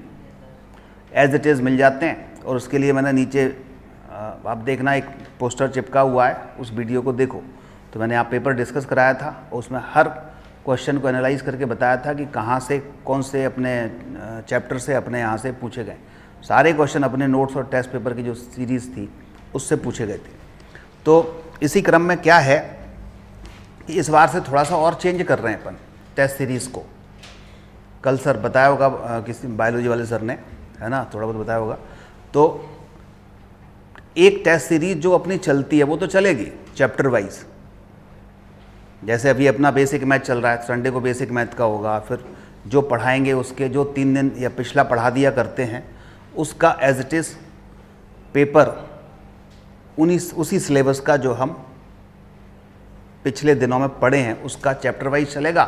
फिर उसके बाद एक RBTS rank booster test series चलती है, उसमें हम टॉपिक वाइज या जो है बड़े बड़े चैप्टर्स मिला करके फिर लास्ट में 5-6 टेस्ट जो होते हैं वो फुल टेस्ट होते हैं। और हम ये मान के चलते हैं कि जो है exam first week of May में होगा, जैसे इस बार हुआ था। और यही नीट का पैटर्न है। नीट एग्ज़ाम की डेट जो है वो लगभग फर्स्ट वीक ऑफ मई में होती है। तो फर्स्ट वीक ऑफ मई के पहले हम पूरे चैप्टर वाइज टेस्ट, फिर मिला के टेस्ट, और फिर जो है कुछ फुल टेस्ट, उसके पहले आधा 11th आधा 12th, फिर फुल 11th फुल 12th, इस तरह से कॉम्बिनेशन के क्वेश्चन जो टेस्ट पेपर्स होते हैं वो बनते हैं। और ये तो जो चल रहा है उन बच्चों के लिए जो शुरू से पढ़ रहे हैं, या कहो कि ऐसे बच्चे जो अभी जनरल कैटेगरी की अगर बात करें, बाकी अपनी कैटेगरी के अनुसार थोड़ा सा कम ज़्यादा कर सकते हो, जिनके 500 के पहले तक मार्क्स हैं। लेकिन जो बच्चा 500 को पार कर गया, कई ऐसे बच्चे हैं जो 500 को पार कर गए, तो 500 को पार कर गए तो उनका सिलेक्शन मान लीजिए थोड़े बहुत मार्क्स से रह गया। क्योंकि लास्ट ईयर अगर अपन देखें तो जनरल कैटेगरी में जो गवर्नमेंट कॉलेज है बहुत दूर के, है ना, 535 के आसपास मिल गया था MP में लास्ट में, बिल्कुल, है ना। तो जो 500 और 525 के आसपास आ रहे हैं, कुछ एक मार्क्स से ही जिनका सिलेक्शन रुका है, तो उन्होंने इसका मतलब पढ़ तो पूरा लिया, सारे सब्जेक्ट पूरे पढ़ लिए। अब अगर उसको अपन फिर से वही ABCD पढ़ाएं कि अब चलो बेसिक मैथ पढ़ो, ग्राफ पढ़ो, यूनिट डायमेंशन पढ़ो, ठीक है, वो पूरा पढ़ के ही तो 500 के ऊपर मार्क्स ला रहा है। अब फिर से उसी को वही चीज़ पढ़ाई जाए तो उसका समय खराब करना है कि नहीं। तो उन बच्चों के लिए, ऐसे बच्चों के लिए जो 500 के आसपास मार्क्स ला रहे हैं, उन्होंने पूरा पढ़ रखा है, सब कुछ मालूम है, उन बच्चों के लिए डे 1 से ही, यानी जैसे ही हम वो कोर्स को अनाउंस करेंगे उसी दिन से ही फाइनल नीट की तैयारी उसी दिन से होगी। कैसे कि फाइनल नीट का मतलब क्या है कि हम जो एग्ज़ाम 7 मई को दे के आए। अब आज मैं आपसे जो 500 के आसपास 7 मई को ला रहा है, आज उसको कोई इस संडे को मैं फिर से फुल टेस्ट पेपर एक दे दूं तो 500 के आसपास फिर से ले आएगा, है ना। अब इस टेस्ट पेपर में उससे हम ये पूछेंगे कि अब आप ये बताओ, पेपर को एनालाइज वो बच्चा भी करेगा, हम भी करेंगे, कि कौन से क्वेश्चंस आपसे गलत हो रहे हैं हर सब्जेक्ट में। जैसे फिजिक्स में कौन से चैप्टर के गलत हो रहे हैं, कौन से चैप्टर मतलब मान लीजिए उसके रोटेशन मोशन के गलत हो रहे हैं, रोटेशनल मोशन के गलत हो रहे हैं, या इलेक्ट्रोस्टैटिक्स गलत हुए इस वाले टेस्ट पेपर में। तो ऐसे हम उसके जो टॉपिक है वो लिख लेंगे। ऐसे ज़्यादा बच्चे नहीं मिलेंगे, 500 के आसपास जो होंगे, कुछ एक बच्चे ही मिलेंगे। तो उन बच्चों के अपन ने क्या कर लिए, इस पेपर को दिया उसने संडे को, फुल टेस्ट, चारों सब्जेक्ट फुल, और हर सब्जेक्ट के उसने क्या किए, कौन कौन से क्वेश्चंस गलत हुए हैं, ठीक है, कौन से चैप्टर से गलत हुए हैं, वो चैप्टर्स उसने हमें लिख के दे दिए। अब पूरे वीक भर, पूरे वीक वो क्या पढ़ेगा, पूरे वीक उन्हीं चैप्टर्स को पढ़ेगा जो क्वेश्चन उससे गलत हुए हैं। मान लीजिए फिजिक्स में 50 का पेपर बनाया, 45 करने होते हैं, उसके 30 बन गए, 15 नहीं बने, एक अंदाज बता रहे हैं, लेकिन अगर 500 के आसपास ला रहा है तो 45 में से 40 बन गए होंगे, पक्की बात है, 5 ही नहीं बने होंगे। हम तो ये मान के चल रहे हैं कि 15 नहीं बने, तो 15 कौन से चैप्टर से नहीं बने वो चैप्टर्स लिख के दे। उन चैप्टर्स की तैयारी उसको पूरे वीक में कराई जाएगी। मान लो वो अब जो एक क्रम से बैच चल रहा है वो तो इसी हिसाब से चलेगा, लेकिन मान लो उसका मॉडर्न फिजिक्स के क्वेश्चन गलत हो रहे हैं, तो उस वीक में उसको मॉडर्न फिजिक्स की तैयारी करवाई जाएगी। उसके लिए हमें चाहे 10 बच्चों का, 5 बच्चों का, इवन एक बच्चे का भी अलग से क्लास लेना पड़े तो अपन उस क्लास को लेंगे। यानी पूरे वीक क्या करेंगे, उसकी उस मॉडर्न फिजिक्स की तैयारी होगी, केवल मॉडर्न फिजिक्स की। अब ऐसा ही हर सब्जेक्ट में होगा।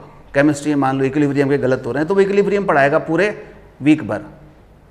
बायो में कोई मान लो पर्टिकुलर टॉपिक गलत हो रहा है तो उसी को बैठ के पढ़ाएगा। फिर अगले संडे को फिर से टेस्ट देगा, फुल चैप्टर वाइज होना ही नहीं है उनके, फुल फिर से टेस्ट हुआ। तो फुल फिर से टेस्ट हुआ तो अब मान लीजिए जो आपने वीक में पढ़ लिया वो तो सुधर गया, और किसी कोई मान लीजिए एसएचएम का क्वेश्चन अब गलत हो रहा है, ठीक है, तो फिर अगले वीक में क्या होगी, पूरे वीक में उसकी एसएचएम चलेगी, क्योंकि उसने क्रम से पढ़ तो पूरा लिया। अब तो उसको प्रिपेयर नहीं करना, अब क्या करना है, रिपेयर करना है। प्रिपेयर तो है उसका ऑलरेडी, हर टॉपिक प्रिपेयर्ड है, लेकिन कहीं थोड़ा बहुत रिपेयरिंग की जरूरत है अब उस टॉपिक की उसको। और आप उसको कोचिंग वाले क्या करते हैं, फिर से उसको जो ड्रॉपर है बेचारा, जो है 500 550 पहले से ही ला पा रहा है, पहले से ही है उसके पास, 525 मार्क्स पहले ही है उसके पास। एमपी की बात बता रहे हैं, बाकी जगह तो 600 पे भी सिलेक्शन नहीं होता। राजस्थान में, यूपी में चले जाओ, 600 के ऊपर होगा तो सिलेक्शन होगा।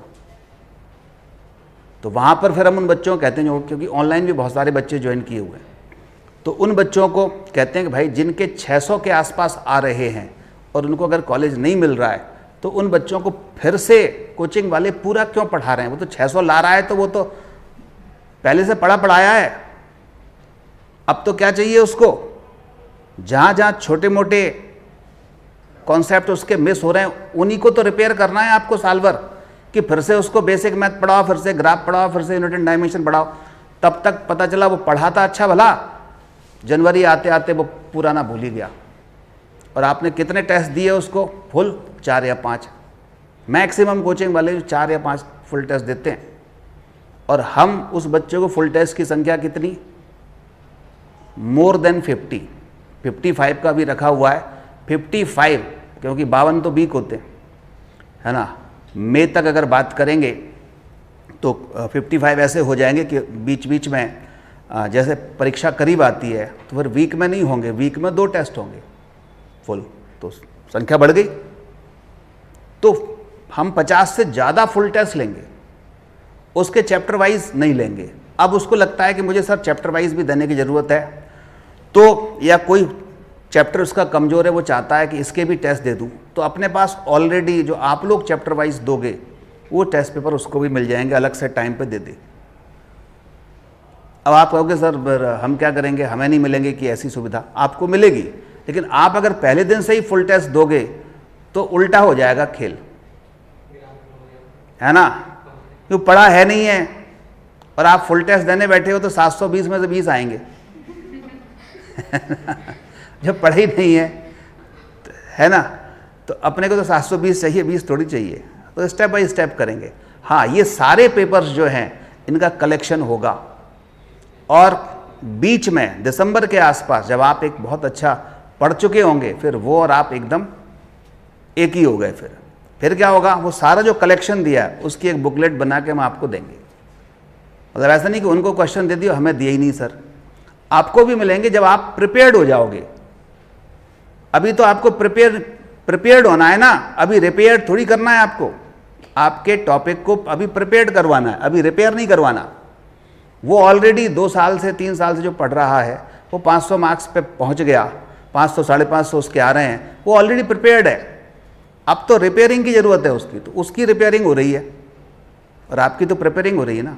तो दिसंबर के आसपास तक अपन भी प्रिपेयर्ड हो गए तो सारे जो क्वेश्चन पेपर हैं वो सभी क्वेश्चन पेपर्स का एक सेट है और वो सेट आपको दिसंबर में पूरा मिल जाएगा और उसको फिर आप घर पे सॉल्व करें।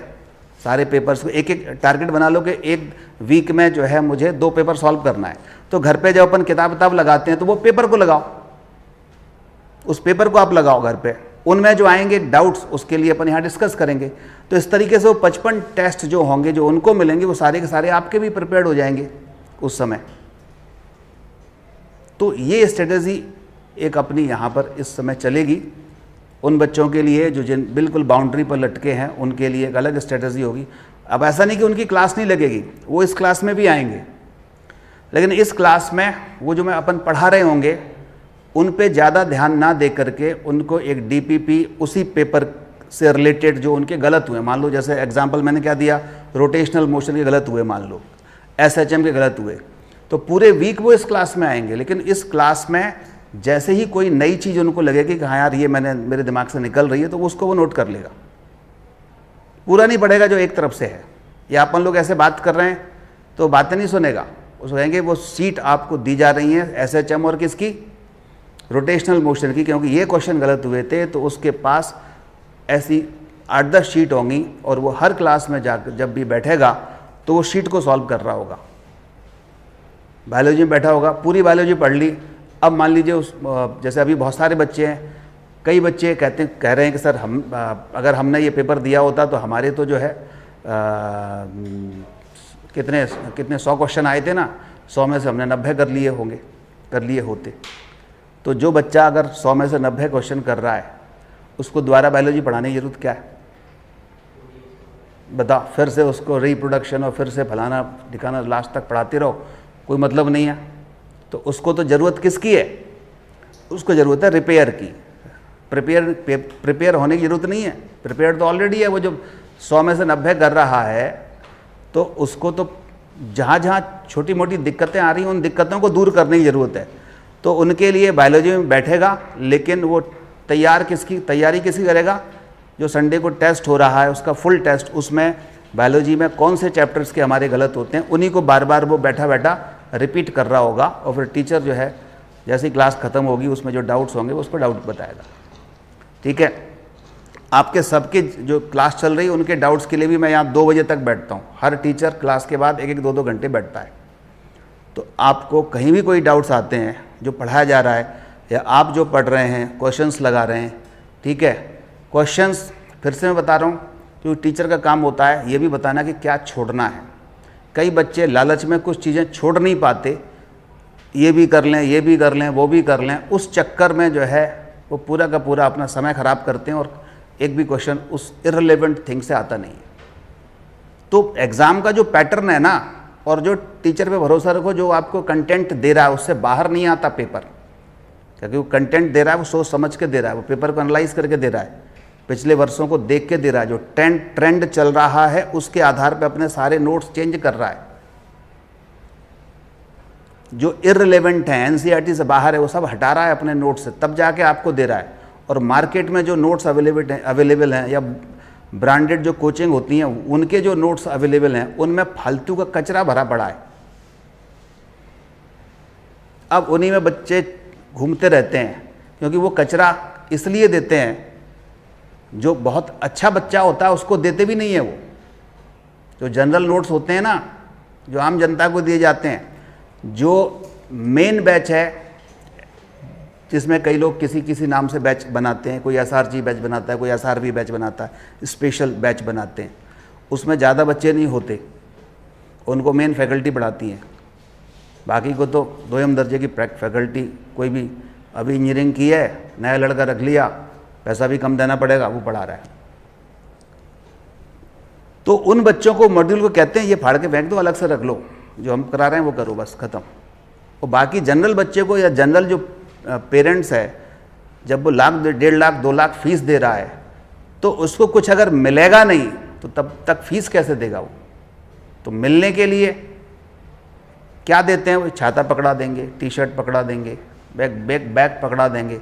अब बैग खाली तो देंगे नहीं, तो उसमें बड़े बड़े इतने मोटे मोटे मॉड्यूल्स डाल देंगे, ये ले जाओ।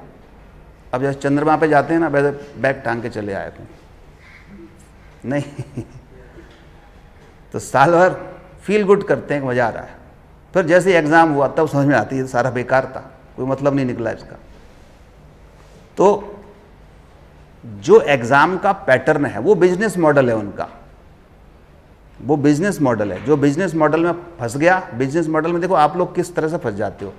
छाता दे दिया, पीछे बैग टांग दिया, टी शर्ट दे दी, अब आप क्या बन गए? मॉडल बन गए। किसके? उस इंस्टीट्यूट के। आप जहाँ जहाँ जाएंगे क्या करेंगे? फ्री में आप उसका प्रचार करेंगे, क्योंकि अगर वो एक लड़का या लड़की प्रचार के लिए लेते और कहते कि पूरे ग्वालियर में घूमो, तो कम से कम वो लड़का या लड़की 1000 रुपया तो लेता, है ना। उसकी टी शर्ट और छाता पहन के कोचिंग का पूरे ग्वालियर में घूमता कि बस में भी जाओ, इसमें भी जाओ, कितना लेता? 1000 रुपया लेता। क्या चालाकी की उनने? आपसे ही पैसे ले लिए 1.5 लाख और आपको उस प्रचार का माध्यम बना दिया। कितना बड़ा दिमाग रखते हैं बिजनेसमैन। छाता पकड़ा के और पीछे जो है बैग लटका के, आगे भी कोचिंग का नाम लिखा है, पीछे भी लिखा है, छाते पे भी लिखा है, बैग पे भी लिखा है, अब अपन घूम रहे हैं पूरे में। तो मतलब क्या दिमाग रखते हैं। और हर जगह पर कम से कम साल भर आपने प्रचार किया तो कम से कम 2-4 लाख का तो आपने उसका उनका प्रचार कर दिया, और 1.5 लाख दे के ये भी कहते भाई कुछ हम ये सब ले जा रहे हैं, प्रचार करेंगे तो कुछ तो दो हमें, लेकिन नहीं, उल्टा ले लिया उनने। और एक बताता हूँ, ये सब मैं आपको इंटरनल चीज़ें बता रहा हूँ। ये बिजनेस MBA वाले जो बड़े बड़े बैठे रहते हैं ना वहाँ कोचिंग्स में, वो लोग, उनका काम ही है ये कैसे दिमाग लगाया जाए कि जो है बिना पैसे के भी हमारा प्रचार हो। अब रिजल्ट कहाँ से आएगा? कई ऑनलाइन प्लेटफॉर्म खुले हुए हैं, है ना। 4000 में पूरी सब्जेक्ट पढ़ लो, फिजिक्स केमिस्ट्री मैथ। 5000 में पूरा PCM पढ़ लो, PCB पढ़ लो। उनका मॉडल क्या है? उनका मॉडल ये है कि 5000 में तो कोई भी ले लेगा, जब उसको लगेगा यार 5000 में सारे सब्जेक्ट मिल रहे हैं, यहाँ अकेले 30,000 में एक मिल रहा है, ये 5000 में सारे दे रहे हैं, तो कोई भी ले लिए। अब वो आपने ले तो लिए, रिकॉर्डेड लेक्चर हो गए। कौन देखता है रिकॉर्डेड लेक्चर? 2-4 दिन देखोगे, पढ़ना पढ़ाना कोई मनोरंजन तो है नहीं। वो तो बहुत ढंग से, जब टीचर सामने होता है तो ज़बरदस्ती पढ़ाया जाता है, ठीक है। पिक्चर तो है नहीं कि जो है अपन चलो 3 घंटे देखते रहेंगे तो चलती रहेगी। इसमें तो कंसंट्रेशन हर 10 मिनट पे गड़बड़ाता है, और क्लासरूम में, ऑफलाइन क्लास में ज़बरदस्ती कंसंट्रेशन बनाना पड़ता है, फिर धीरे धीरे आदत पड़ जाती है कि हाँ ये पढ़ना है। आप वीडियो देख लो किसी भी उसका, 10 मिनट 15 मिनट से ज़्यादा आप वीडियो पे कंसंट्रेशन नहीं बना सकते। 15 मिनट बाद लगेगा यार दूसरा देख लूँ, फिर 15 मिनट बाद लगेगा तीसरा देख लूँ, तो पता चला एक ही टॉपिक के आपने कितने देख मारे? 50। तो कोई निष्कर्ष नहीं निकला। अब चूंकि आपने उनका 5000 रुपये में वो कोर्स खरीद रखा है, तो आप उनके यहाँ पर इनरोल्ड हो गए। इनरोल्ड कैसे हो गए? कि आपने जो है वहाँ पे फॉर्म भरा है, फॉर्म भरा है तभी तो जो है ऐप डाउनलोड किया है, तो पूरी इन्फॉर्मेशन आपकी उनके पास पहुँच गई। अब आप पढ़ तो ऑफलाइन रहे हो, ठीक है, और आपके नहीं पूरे इंडिया भर के जो बच्चे हैं उनकी बात बता रहे हैं। वो पढ़ तो अपने अपनी जगह पे कोचिंग में रहे हैं, ऑनलाइन ही ऑफलाइन ही पढ़ रहे हैं, लेकिन एक संग में वो भी डाल लिया है। अब जैसे ही आप जो है सिलेक्ट हुए, आजकल डेटा साइंस से ऐसे सॉफ्टवेयर आते हैं कि आपका नाम और डेट ऑफ बर्थ जैसे ही डालेंगे तो नीट का जैसे ही रिजल्ट आएगा, जेई का जैसे ही रिजल्ट आएगा, उनके पास उस सॉफ्टवेयर के थ्रू आपकी इन्फॉर्मेशन पूरी पहुंच जाएगी कि इसके इतने मार्क्स हैं, ये सिलेक्ट हुआ है या नहीं हुई है, सारी इन्फॉर्मेशन पहुंच जाएगी। अब लीगली तो आप उनके स्टूडेंट हैं, आप क्लेम भी नहीं कर सकते। वो मान लीजिए अपने उसमें छापते हैं कि देखो ये जो है बच्चा हमारे यहाँ से सिलेक्ट हुआ है, तो लीगली तो है, लेकिन आपने पढ़ा तो दूसरी जगह। लीगली क्यों है? क्योंकि आपने उनका कोर्स खरीद रखा है। तो ऐसे अब उन्होंने क्या चालाकी की, मान लो आपकी अच्छी रैंक आ गई, मान लो इवन मैं तो कहता हूँ ईश्वर करे आपकी फर्स्ट रैंक आ जाए, तो फर्स्ट रैंक वाले को कोचिंग वाला 1 करोड़ से कम नहीं देता, खरीद लेता है, कहीं भी पढ़े हो। इसलिए आपने देखा होगा पूरे इंडिया में जिसकी फर्स्ट रैंक आती है वो एक कोचिंग से नहीं आती, जितनी ब्रांडेड कोचिंग है सभी से आती है। वही लड़की सब जगह छपती है, ये लड़का सब जगह छपता है। तो वो मतलब ग्वालियर इंडिया की जितनी कोचिंग है सब ने उसको मिलके पढ़ाया क्या, तब जाके फर्स्ट आ पाया। तो फिर तो बिजनेस होता है वो। और उस व्यक्ति ने जिसने ऑनलाइन पे 5,000 उसने भी मान लो खरीद कर रखा हुआ है, तो उसने तो 5,000 उल्टा दे करके उसको खरीद लिया, 1 करोड़ तो देने ही नहीं पड़े उसको, उसका तो लीगली वैसे ही हो गया। तो ये बड़े बड़े वो चल रहे हैं घपले या कहें घोटाले, जिसमें पेरेंट्स को, स्टूडेंट्स को जाल में फंसा करके ये सारी चीज़ें करवाई जा रही हैं। वो पूरे बिजनेस मॉडल हैं, उनके ऊपर बड़े बड़े कम से कम हर इंस्टीट्यूट में 20-20, 25-25 वो बैठे हुए हैं, MBA किए हुए बड़ी बड़ी यूनिवर्सिटीज़ से, और उनका यही काम है दिमाग लगाना कि किस तरीके से आप पढ़ाना तो भूल जाओ, पढ़ाना तो सेकेंडरी। वो कहते हैं पढ़ाने 2 तरह के बच्चे आते हैं, वो खुद कहते हैं, एक होता है रैंकर, एक होता है बैंकर। बैंकर वो होते हैं जो हमारी बिल्डिंगें बनवाते हैं, फीस देते हैं, उनको पढ़ने से या पढ़ाने से कोई मतलब नहीं होता, वो तो केवल हमारी बैंक भरते हैं, इसलिए उनका नाम है बैंकर। और एक होता है रैंकर, वो सिलेक्शन देता है, वो बहुत ना के बराबर होते हैं, वो ना के बराबर होते हैं, पढ़ते ऑफलाइन है पर उनको हम ले आते हैं पैसे दे के, उल्टे पैसे दे के हम ले आते हैं। वो सिलेक्ट हो जाएगा, वो हमारा हो जाएगा। तो आपको जो है बैंकर नहीं बनना, रैंकर बनना है, समझे? रैंकर बनोगे तो दुनिया भी पूछेगी, समाज भी पूछेगा, और बैंकर बनोगे तो 1 साल मज़ा आएगा, उसमें हमारा पूर्व जन्म का कर्जा होगा तो उनको दे आएंगे अपन, है ना। और उसके बाद कोई रिजल्ट नहीं निकलेगा, उनकी बिल्डिंगें बड़ी बड़ी बनती चली जाएंगी कि देखो एक बिल्डिंग हमारी यहाँ है, एक बिल्डिंग यहाँ है, एक बिल्डिंग यहाँ है। फिर आप सोचोगे हाँ यार इसमें मेरा भी पैसा लगा है।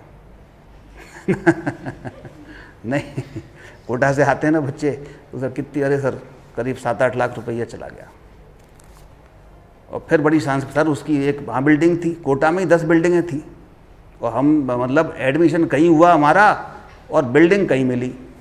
तो मैंने कहा वो 7-8 लाख तुमने दिए ना, अब एक नई बिल्डिंग और बन जाएगी। समझे? तो आप लोग उसके हिस्सा क्यों बन रहे हो, है ना। तो अपने को ये चीज़ें शुरुआत में मैं इसलिए बता रहा हूँ कि शुरुआत में क्या होता है, भटकाव होता है। जेन्युइन टीचर के यहाँ पढ़ो, ठीक है, तभी सिलेक्शन होते हैं। और ऐसी जगह तो बिल्कुल मत पढ़ो जहाँ पर जो हायर्ड टीचर होते हैं, मतलब अपॉइंटेड टीचर होते हैं। अपॉइंटेड वाला तो उसको जॉब दूसरी जगह मिल गई, तुम्हें छोड़ के चला गया। जिस कोचिंग में डायरेक्टर खुद पढ़ा रहा है, ठीक है, वो ज़्यादा मेहनत कर सकते हैं, वो ज़्यादा आप पे मेहनत करें, क्योंकि उनको ग्रो करवाना है पूरा, और वो छाता दे करके ग्रो नहीं करवाएंगे, है ना। वो तो पढ़ा के ही करवा सकते। हाँ, छाता दे के करवाना होता तो हम एक एक छाता बांटते सबको, ले जाओ भैया, है ना।